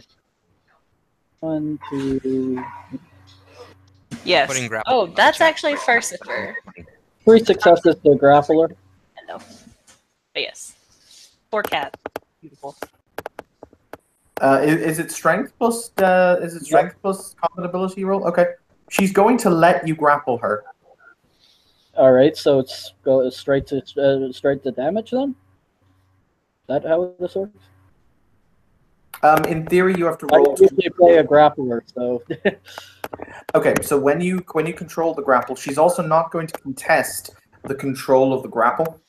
So basically, when you do it like that, you basically when you grapple, so you can clinch, which means you basically do your basic strength and damage, I believe. plus rollover, I'm guessing. I don't think it adds rollover. It might do. We never use grapple rules. My apologies for not being well up on them. No, it's alright. On them myself. This is the first time. This is literally the first time in all the years that I've done White Wolf that I've attempted to grapple. So it. Where's? So it is. If he is in control of the grapple, on his next turn, he rolls straight strength to inflict bashing damage. If he is in control. Okay, very important question. How do you physically have her held? Basically full Nelson. I don't know what that is. His arms are under her arms and wrapped around the back of her neck. Your arms are wrapped around the back of her neck.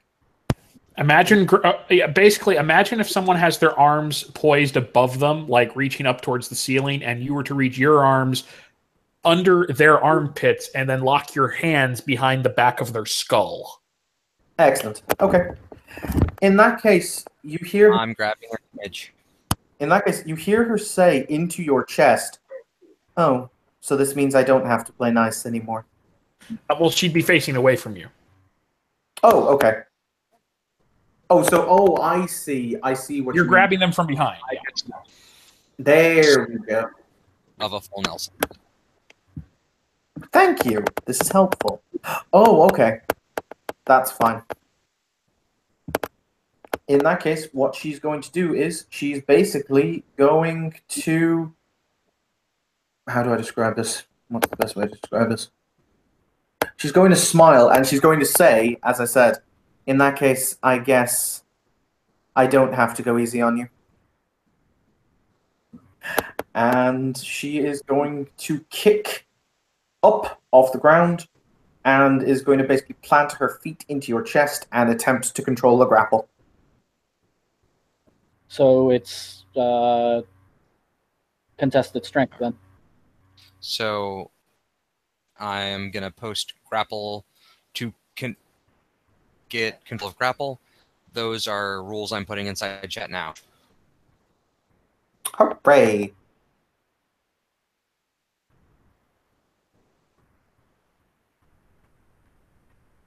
Okay, so it's your strength versus, plus brawl versus my strength plus brawl. Okay.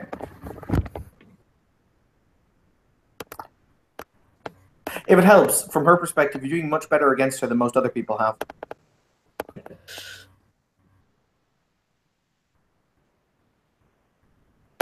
So I will roll her strength plus brawl.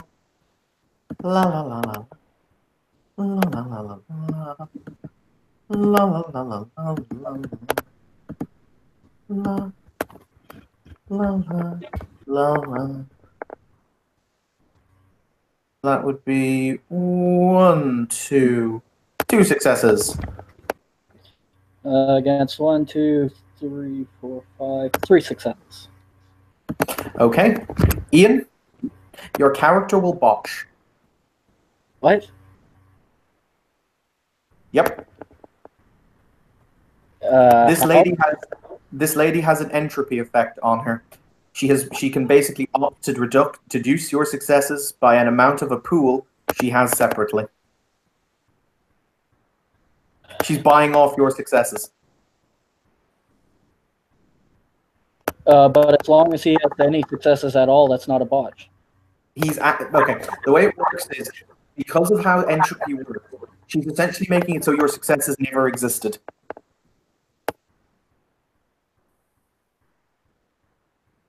Okay. As I said, we poured a lot of magic into building her.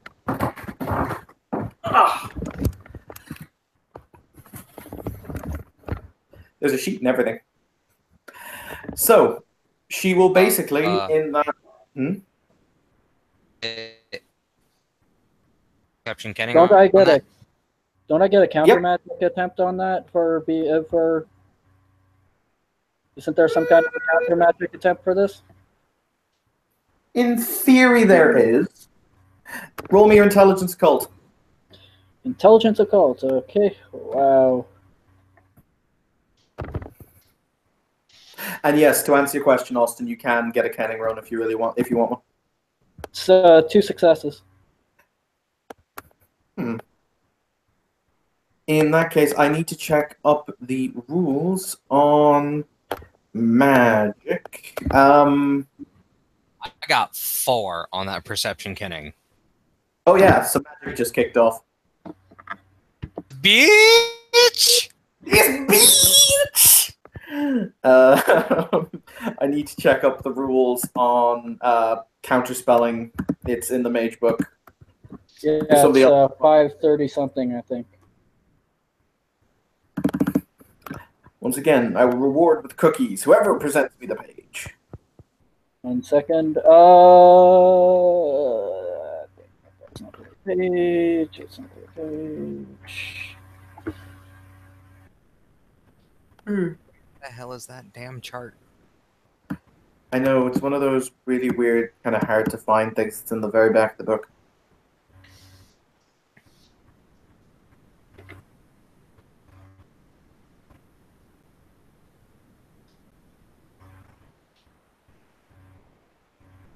Aha! 546. Nightfolk counterspelling. 546. Okay. I just looked up Nightfolk.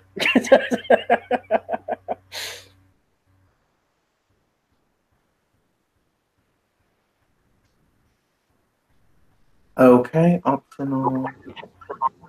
Okay.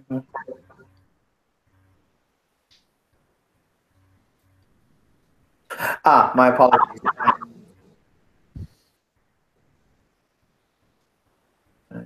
However.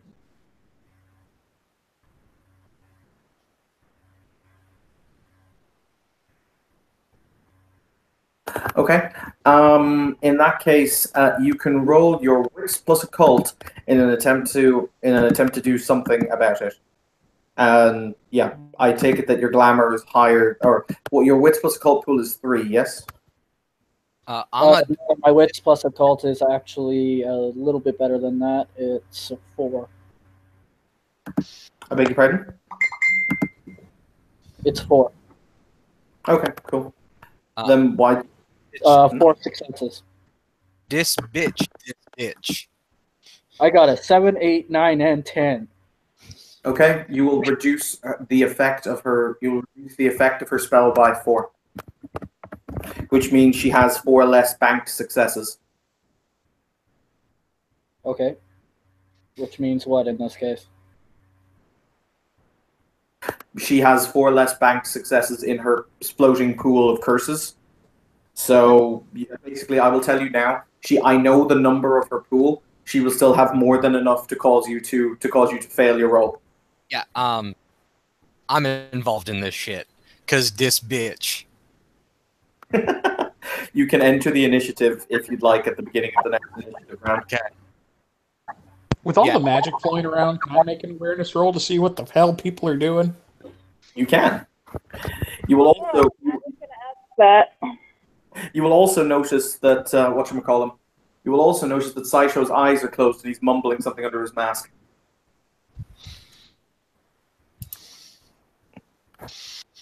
Because he's not going to let his fighter loose. All right.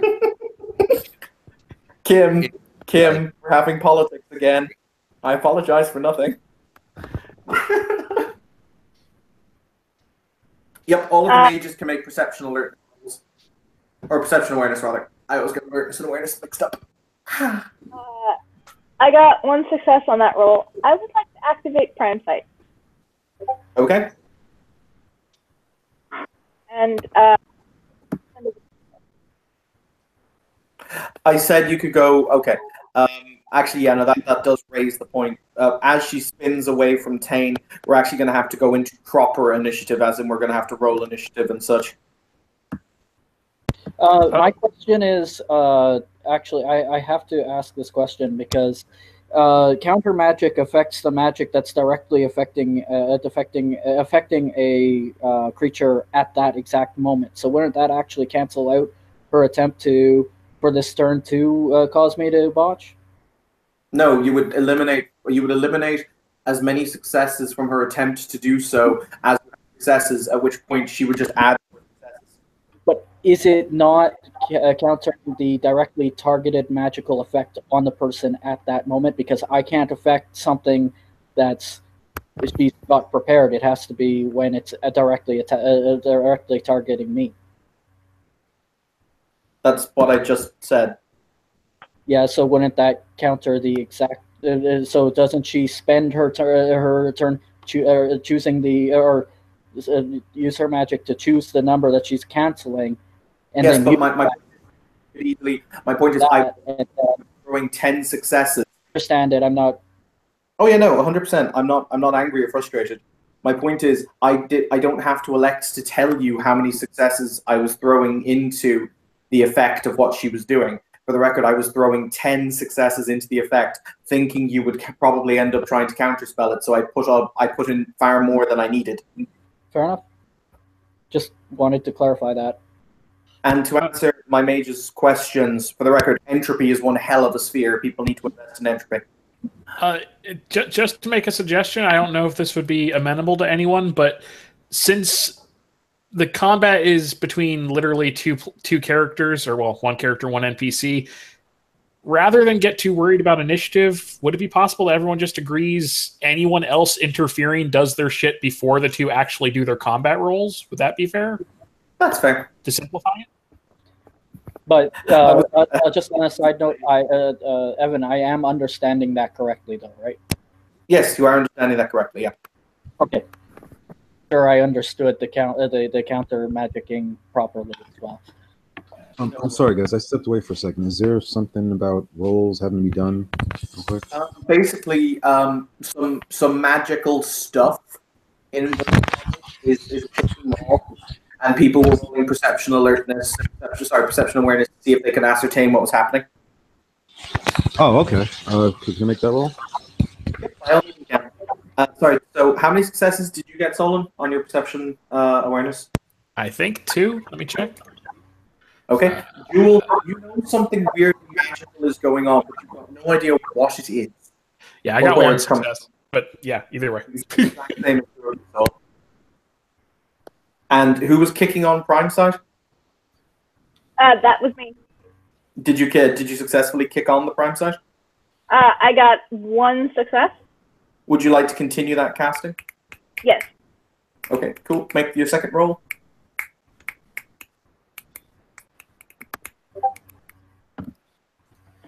Two success. Okay, you only need one for success and one for duration. All right, so obviously Sideshow glows very brightly with quintessence. Mr. Weiss glows relatively brightly with quintessence. The woman on the floor who is fighting has a number of enchantments wrapped around her. As a matter of fact, you can see that there are 6 or 7, as a matter of fact, overall enchantments. So far, only one has been activated. You can see the fact the person she's fighting, though, he has quintessence, but it's wrong. It's fucked up quintessence, is how I'll phrase it. It's really peculiar looking. For the record, Fate is an awesome cat who we need to love and praise as our divine overlord. Yes. Okay, so for anyone paying attention,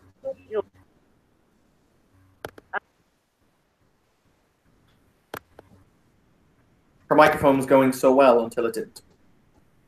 oh boy, is it messing up again? I hear you. No, now. it's okay now. Yeah. Okay. Okay. For anyone who's paying attention, Jewel takes a small crystal, almost. Actually, no, you know, it's not even really translucent. It's a small bluish-looking crystal, very polished. She'll take it up and she'll hold it up to one eye for a moment, and then she puts it back.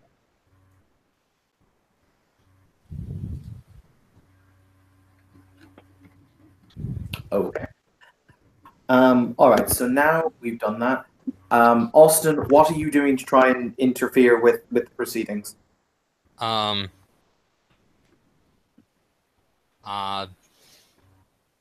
So with my 4 successes on the perception kenning, I just got that the fighter was doing things. Yes, that's a fair statement. Okay.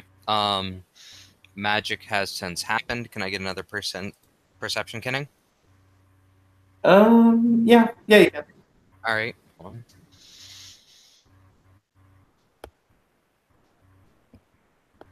Now the counter magic's gone off, I know that something they did something, right? Mm-hmm. I don't get anything on that one, but I'm gonna.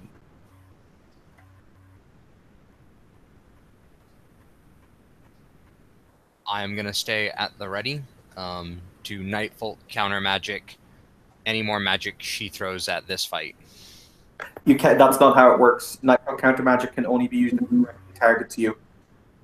Okay. Well then,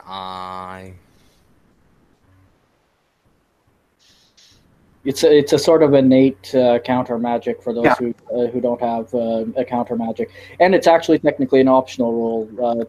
Alvin could have just went "fuck you." I'm not sure if it's in my optional rules. I will have to read it. No, it's not an optional rule. It is a rule. There are optional limits.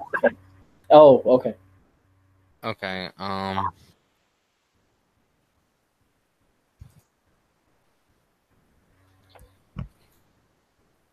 Thank God I noticed that ability about 2 years ago in another venue. Oh, I would always have given you the roll. I mean, at this point, magic's flying, so I am standing at the ready, and if shit goes sideways, I may have to do a thing. What thing? I don't know what that thing is.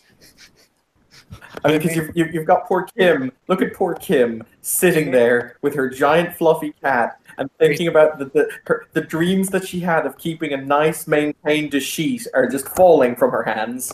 Oh yeah. If she starts throwing direct hostile magic, then I may have to do a thing. But okay. I think we're all keeping it subtle right now. Yeah, we're all keeping it subtle, and I cannot affect him directly yet. Her. But I'm doing. Oh, or do you mean Tane? Tane. Okay.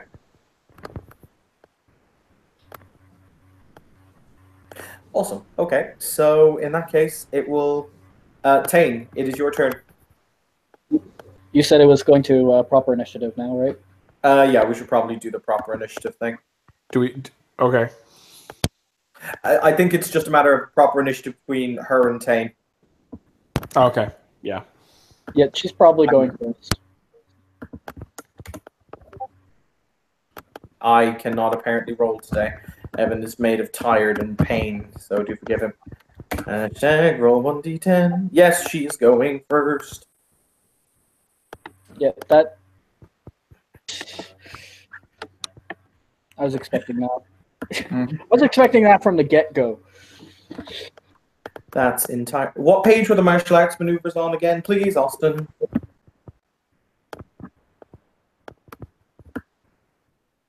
M20, they start on 424. Thank you so much. Hey, by the way, where's my cookie? It's in the post.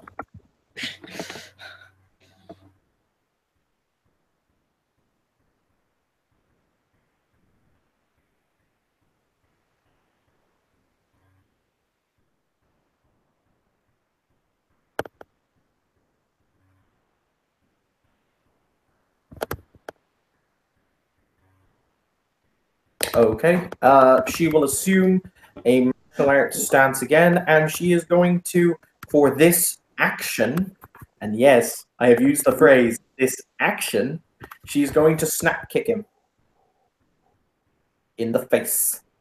Okay. Actually, no, she's going to continue with lethal strikes because they've done so well. They really haven't, but say nothing. Okay. We won't tell anyone.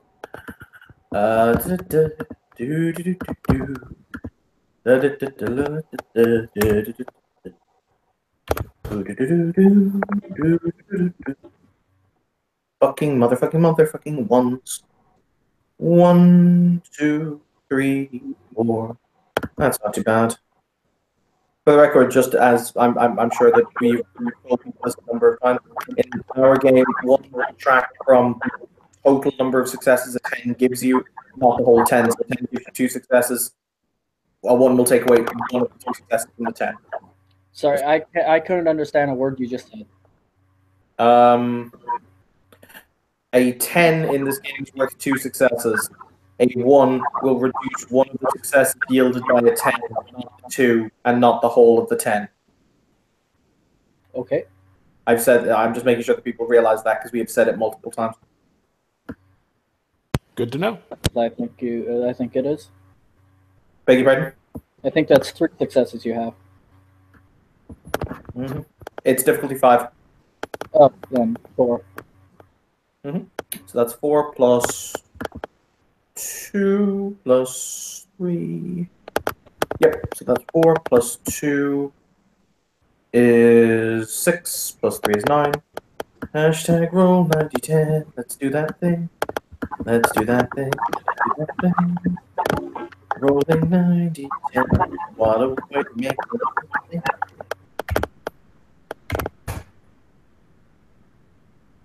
One, 2, 3, 4, 5. Well, that's 1. Okay, so you take 4 levels of lethal. All right, I'm Putting spinning you it down to 6. Yeah, you are down to 6 levels of lethal taken. You're a troll, which means you have how many? You have 8 health levels, I do believe. Remember, I have 2 extra health levels. Yes, with hang on. Is that there's always contrivance in how the troll thing works. So is it 9 or is it 8? 9. Okay. So you're still at 6 lethal. Life hurts. Yeah, he's not. He's too hard-headed right now. You pissed him off. Unfortunately. Unfortunately for me, you've pissed me off. Oh, no. And he is going to... Actually, what he's going to do is he's going to try to full out... as I said, I'm spending willpower, so ignoring wound penalties. Mm-hmm. going to utterly tackle you, like full out WWE spear you in half, massacre attempt you. You know, if you're a wrestling fan, that would make sense. If you're not, it makes absolutely no sense at all. Okay. I would also choose to point out, if you actually think about it, because myself and Kim talked about it today, everything this girl has on her, everything the Silver Champion can do, is a rank 3 sphere effect. It's funny when you think about it like that, isn't it? Sorry, continue. Do I get any bonus for the charge? Not really. Nah, that's D&D. Well, that's 2 successes, better than nothing, but probably not.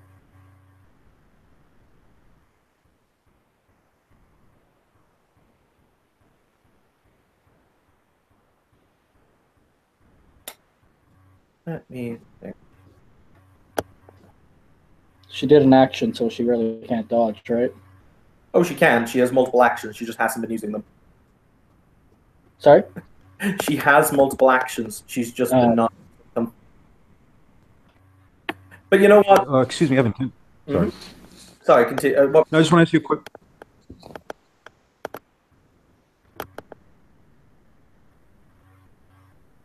Sorry. What were you going to say, Bruce? I think we kind of did that wonderful thing where we talked over each other multiple times trying to get the other person to talk.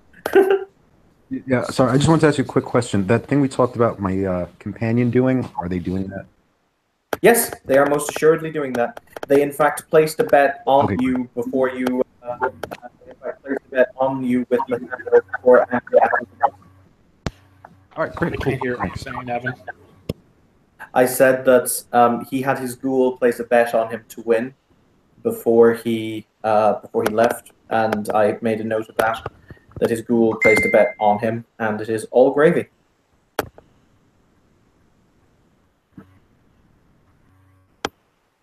Okay, so yeah, no, you can tackle her. All right. So,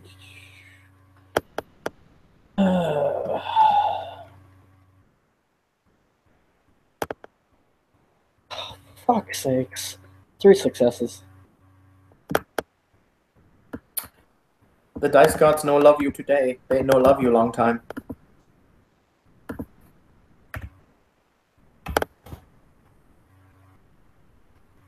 Wow, you managed to hit her for a level of bashing.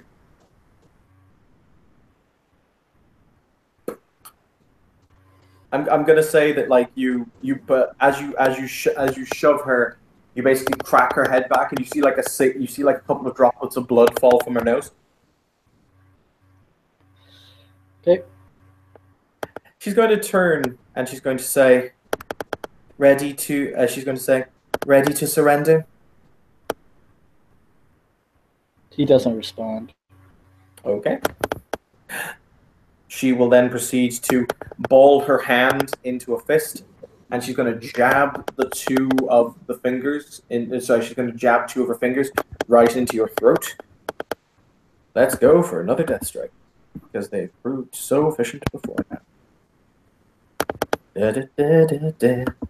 What a way to make At least it's not the 5-point quivering death palm or whatever. I'm not a sadist, Solon, for Christ's sake. Jesus, that's more than I don't like you. That's fuck off and die in my shed in the dark.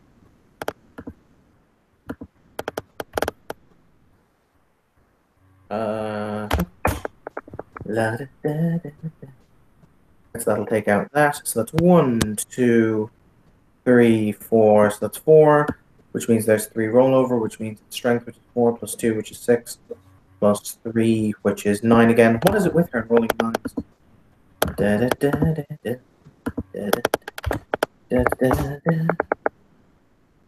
Oh. Oh dear. Did she botch or did she get a ton of successes? Well, she got 1, 2, 3, 4, 5, 6. She got 6 successes. Oh Christ! It's 10. I'm at 10 damage. I think that's dead, isn't it? That's right.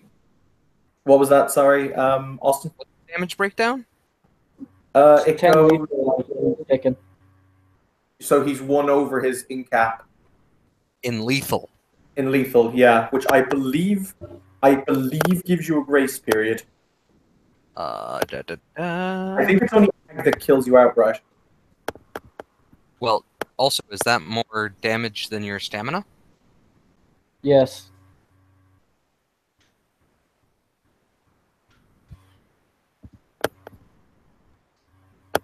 We might want to write in the chat someone that we might need a Kim.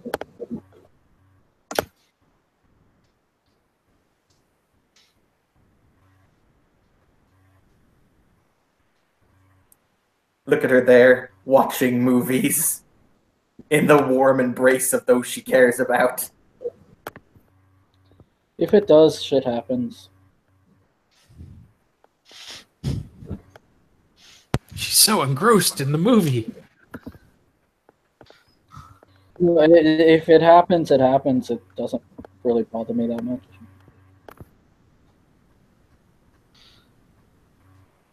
Ah, all of the tagging worked. Ah ha ha! What's up? Hey, what's up? Can you guys hear me? So Kim, we may have killed Ian.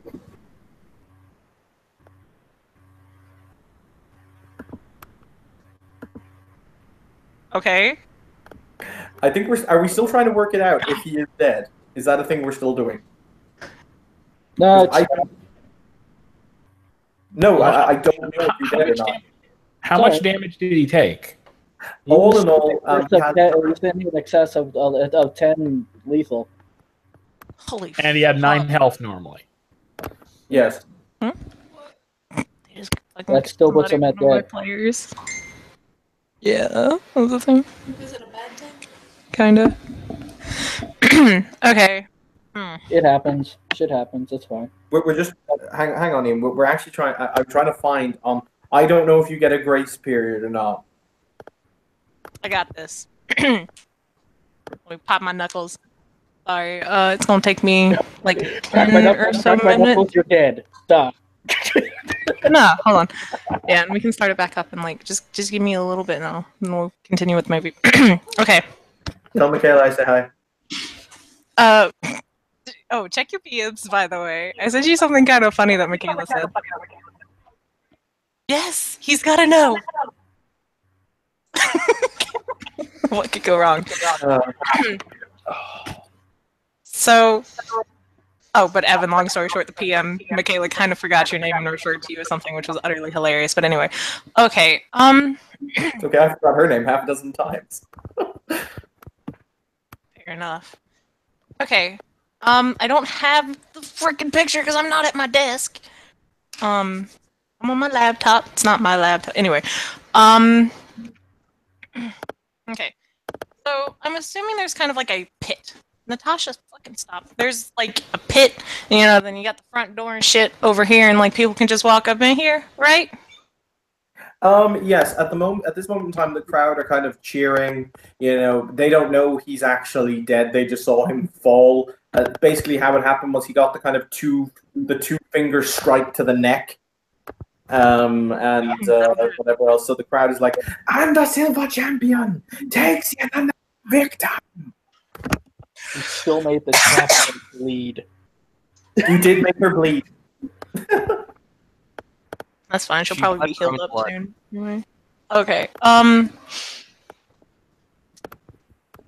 So a very elegant woman, she is very older. Very older. She is older. But she is still very, very graceful. She aged hella well. Her hair is silvery, but it's not that kind of unnatural silver. It's obviously through age. For the changelings in a room, hella she wearing House Scathach colors. Cause them bitches in town. Accompanying her is a very large man, very buff and muscular. He tries to be as small as he can in the room, as some taller, gentler people are, as they try to do to make themselves unassuming, and they will just kind of walk in. Also for the changelings in a room, that's Hella Troll, also wearing House Scathach colors.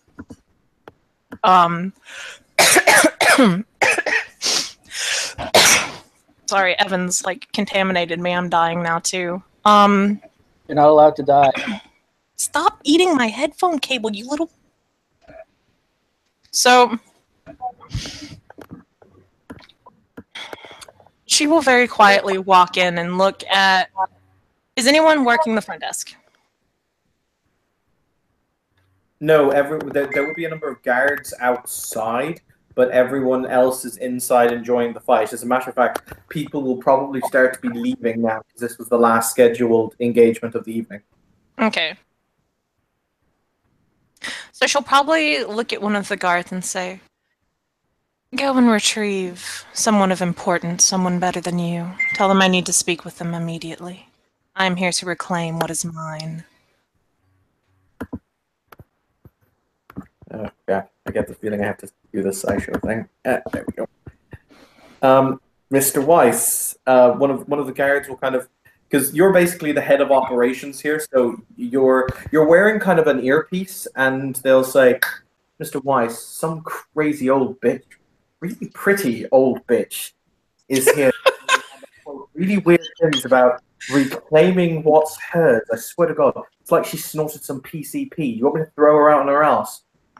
No, I'll be there in just a second. And he'll get up and look over his sideshow and say, "Since that was the last fight, I'll be right back. Someone's at the door." Fine. They're probably dragging Ian's body somewhere unceremonious because they're going to have to weigh it down and dump it in the river. He'll head to the front area where she likely is. I will point out then in that case, probably for Austin, as you leave, probably very disgruntled with life, you will see Hella She and Hella Troll. Wearing House Scathach. So, what do I see in the mortal seeming, by the way? A very, very old, elegant woman who has her hair up in a bun. It's very silvery. She is still, like what I said, aged very gracefully. Oh my god. She is wearing a business suit. It's very, very well tailored and expensive. Besides her, the troll is towering over her. 7'6" foot. Yeah, 7'6" at the least in height. Okay. He's wearing just kind of jeans, a t-shirt, and a leather jacket. Clearly, obviously, like bodyguard. Stop trying to bite my kitty, Natasha. Stop. Okay. And she will just kind of look at you. Stop. Is it weird that Kim looks all the more intimidating because she's literally stroking a cat as she's being evil? Kim, just once, can you say you'll get us and our little doggy too? No, that's the Wicked Witch of the West. I am not the Wicked Witch of the West. I'm probably the one that got trampled by the house. I was gonna say. The Wicked Witch of the East? Natasha, stop. Yes. Okay, but she will just kind of look at you and say, "Are you the one I need to speak to, or are you some higher up peon?" Depends on your interpretation, but I'd be glad to help you, ma'am. What can I do for you? They can hear you, you know. Now we can barely hear anything. Really sensitive. It's stuck in my head. You got it stuck in my head. What do you mean I got it stuck? Okay, we will continue this conversation afterwards. I have to do things. Sorry, the dog is biting. She will just kind of say, "If I am correct, and I usually always am, there was a man here who was just beaten to death. I want his body now." Right then, come right this way. He's going to immediately chalk this up to, okay, weird shit. All right, he knows that person had a rainbow aura. He's not even going to check yours just now. He's assuming you're involved with him. And he's going to lead you to Sideshow. Just so I can kind of do the last bit of bookkeeping before the scene comes to an end, because I don't know how long Sideshow will actually have to like yell at or be yelled at by the changeling. It's one or the other. You'll receive your 5,000 euros winners amount for your purse, which was if you win the fight, you will be given X. You will also receive a grand total of an additional 17,000 euros that has been won for you by clever betting from your ghoul. Awesome. So I guess that's a total of 22,000? 17 plus 5, so yes, that'd be 22,000. Yes. Awesome. Just a quick question. Quick answer. How much time is there after all the exhibitions, and I guess people are hobnobbing, how much time is there for Harold to safely get back to his haven?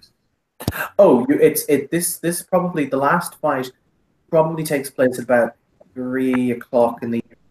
They don't really tend to hobnob so much. As I said, it's kind of here for business. They tend to hobnob before the fights for a couple of hours, and then they leave. So this place will be empty in an hour. So you'll have 3 or 4 hours to safely get home. Okay, cool. Harold will, before he exits, he'll just try to talk to. I forgot the guy's name. Essentially the ring announcer, just someone that he can go over. Well, now that I am the champion, when's the regularly scheduled matches? He wants to at least honor defending the title. He'll say, "Well, the standard agreement, sir, is we fight once a month, and for every competitor you beat, you take 10% of their winners of their burst entry. So, as white, that means everyone you beat into the dirt, €100 in your pocket."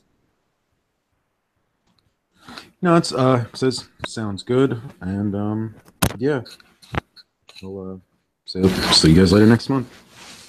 The ringleader will the master of ceremonies will shake your hand, and he'll say, "Leave your contact information at the front desk, and we'll be sure to let you know when it is the next fight is booked."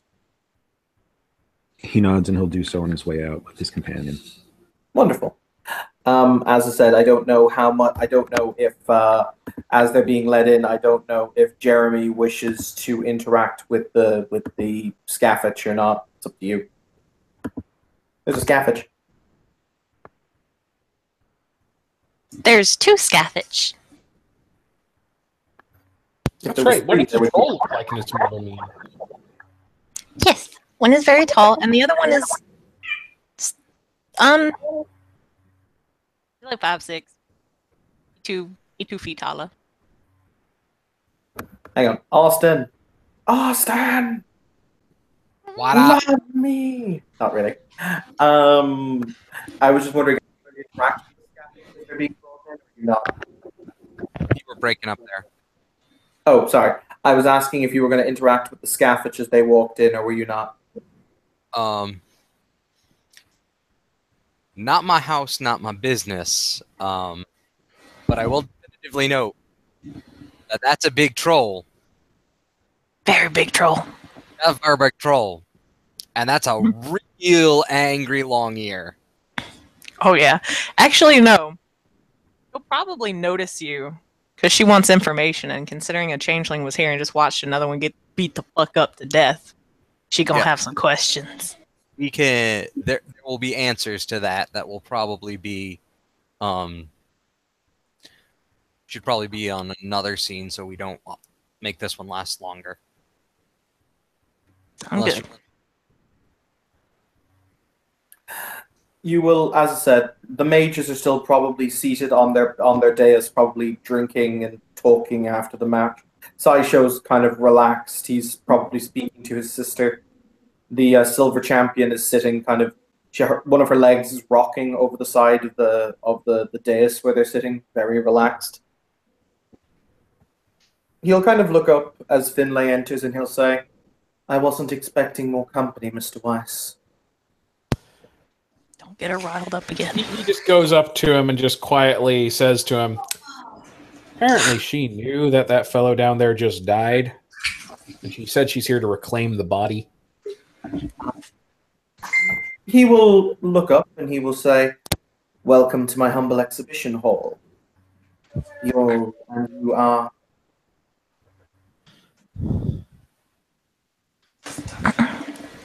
She will look around. Just kind of say, yes. It is a pleasure to be here. My name is, I need a really fancy-ass sounding name.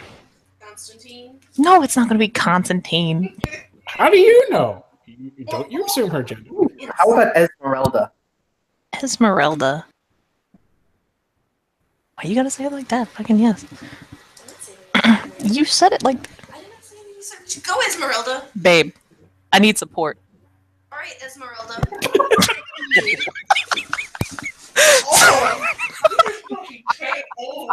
I will point out for posterity, Kim needs to do all of her scenes with Michaela there. Besides, For support. They like you, Michaela. That's good, I guess. Okay.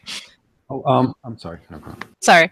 So she will incline her head slightly and say, I'm Esmeralda Elris.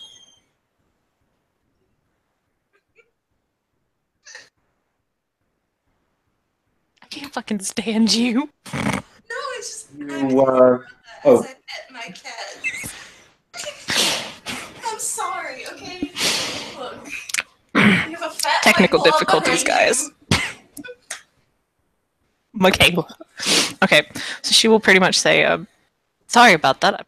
I'm not used to actually having fucking live audience over here. I am Esmeralda Elris.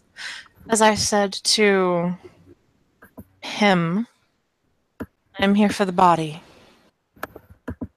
what use could it possibly be to you? More than you might realize. I am led to understand from my dealings that your kind valued debts and covenants, he will say, leaning back in his chair.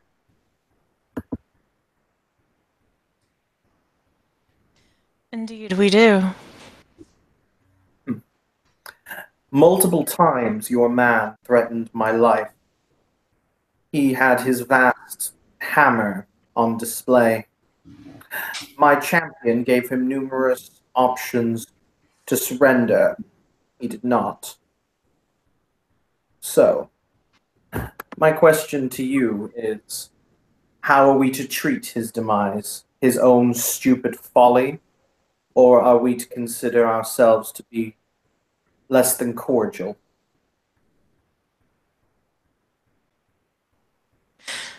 She will stand there, and she's standing up straight. Her hands are kind of clasped behind her back, and she looks all the regal that a she can be. She will simply say, well, from what I have heard and what I have seen, he was not the brightest, but at least he was, to a point, honorable. If he wished you insult and threats, it seems those are repaid, considering your champion has ultimately been his demise after he refused to back down.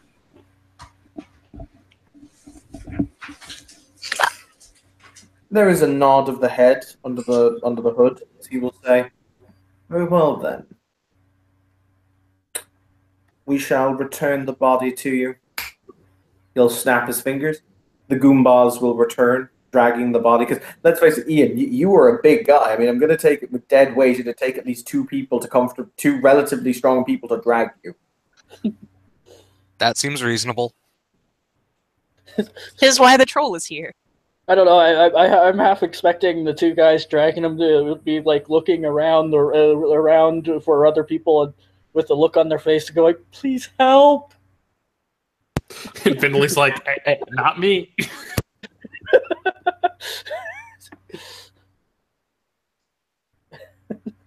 Very well then.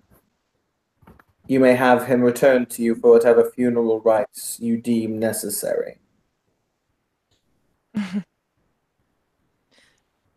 Thank you.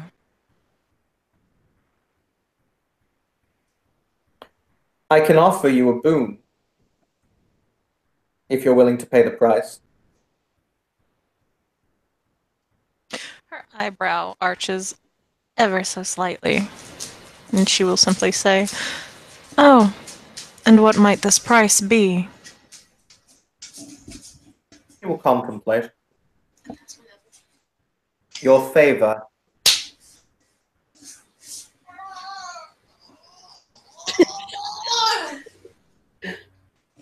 Okay, that was just screwed up. There, I hear your favor, and then what sounded like screaming in the background. That was internal screaming on the phase part. No, Michaela passed her level, so I went in for a high five. Boom. You don't have that shit around here, boy. I don't half-ass shenanigans. I full-ass shenanigans. No bitch. Ah, yes. So, okay. So if Kim's a little tired right now. She's a little wonky. She's with her friend. You mean favor as in just like goodwill, right? As in, you will owe me a favor. Ooh. So it's pretty much like a favor for a favor? A favor for a favor. Why you put the fucking dog on my back? You little bitch! Okay. Good things you hear in a scene. Yeah, you know what? No. There's a little boggin that is just kind of fucking jumping around and doing all crazy shit. That is the one that you hear in the background. Michaela's gonna play this boggin. Constant together, she's breaking my heart. And the boggin is playing with a dog. Amazing. Ow! Okay, she will look at you and simply say,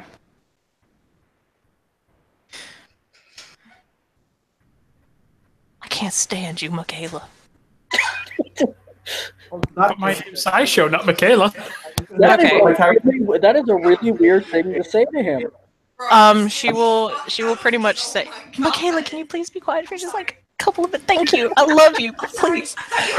No. Okay, and she will simply say, "I will not be here for Shut up! Fuck my life. The last time I do one of these motherfuckers in the Yeah, quote the legendary Sir Integra. Fuck all kinds of. fuck all kinds of dog. I have my dog over here barking up a storm. I have Michaela just being Michaela. You know what? Fate, this is why I love you, you fat ass.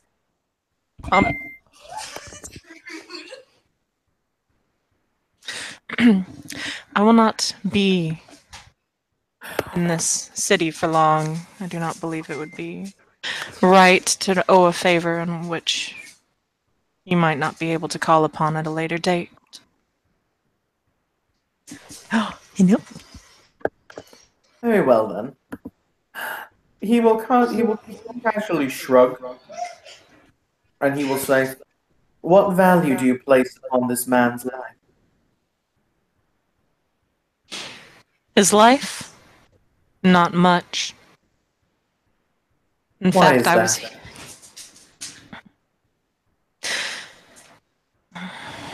It is none of your concern. It is the concern of my household, shall we say.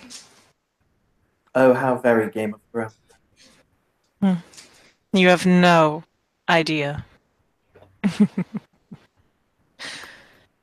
Very well then. As I have said, we possess the ability to bring him back from the grave. But if that is not what you desire, so be it.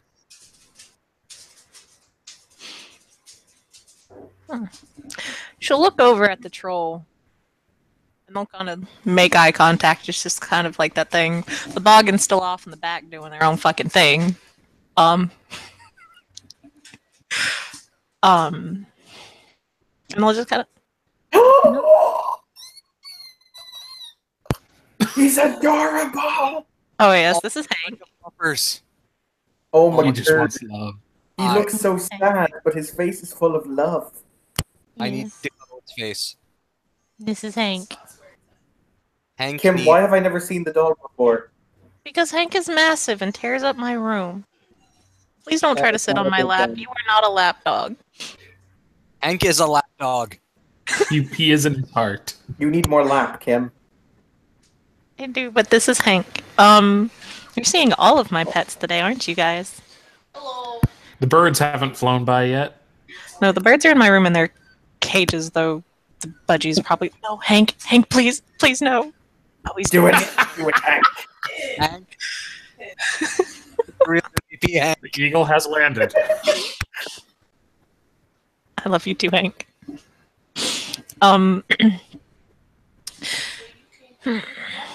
Okay, well, Ian said just let it be, so she'll just kind of say, while we wish to have a trial for him, this is probably the best outcome out of all. So he As will you- stay dead.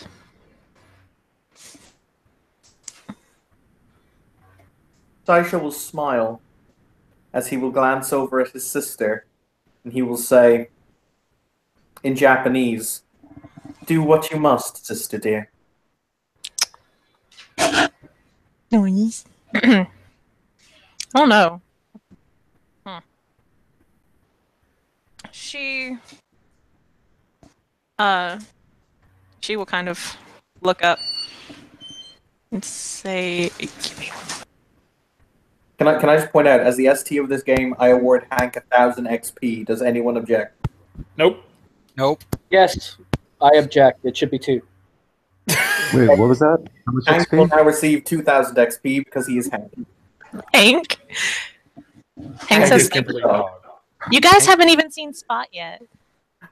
You must now clearly see Spot. There's Okay. You know what? Hold on. I'll just move the fucking laptop because this won't be bad at all. Yes, Spot. Oh, good. Oh my god.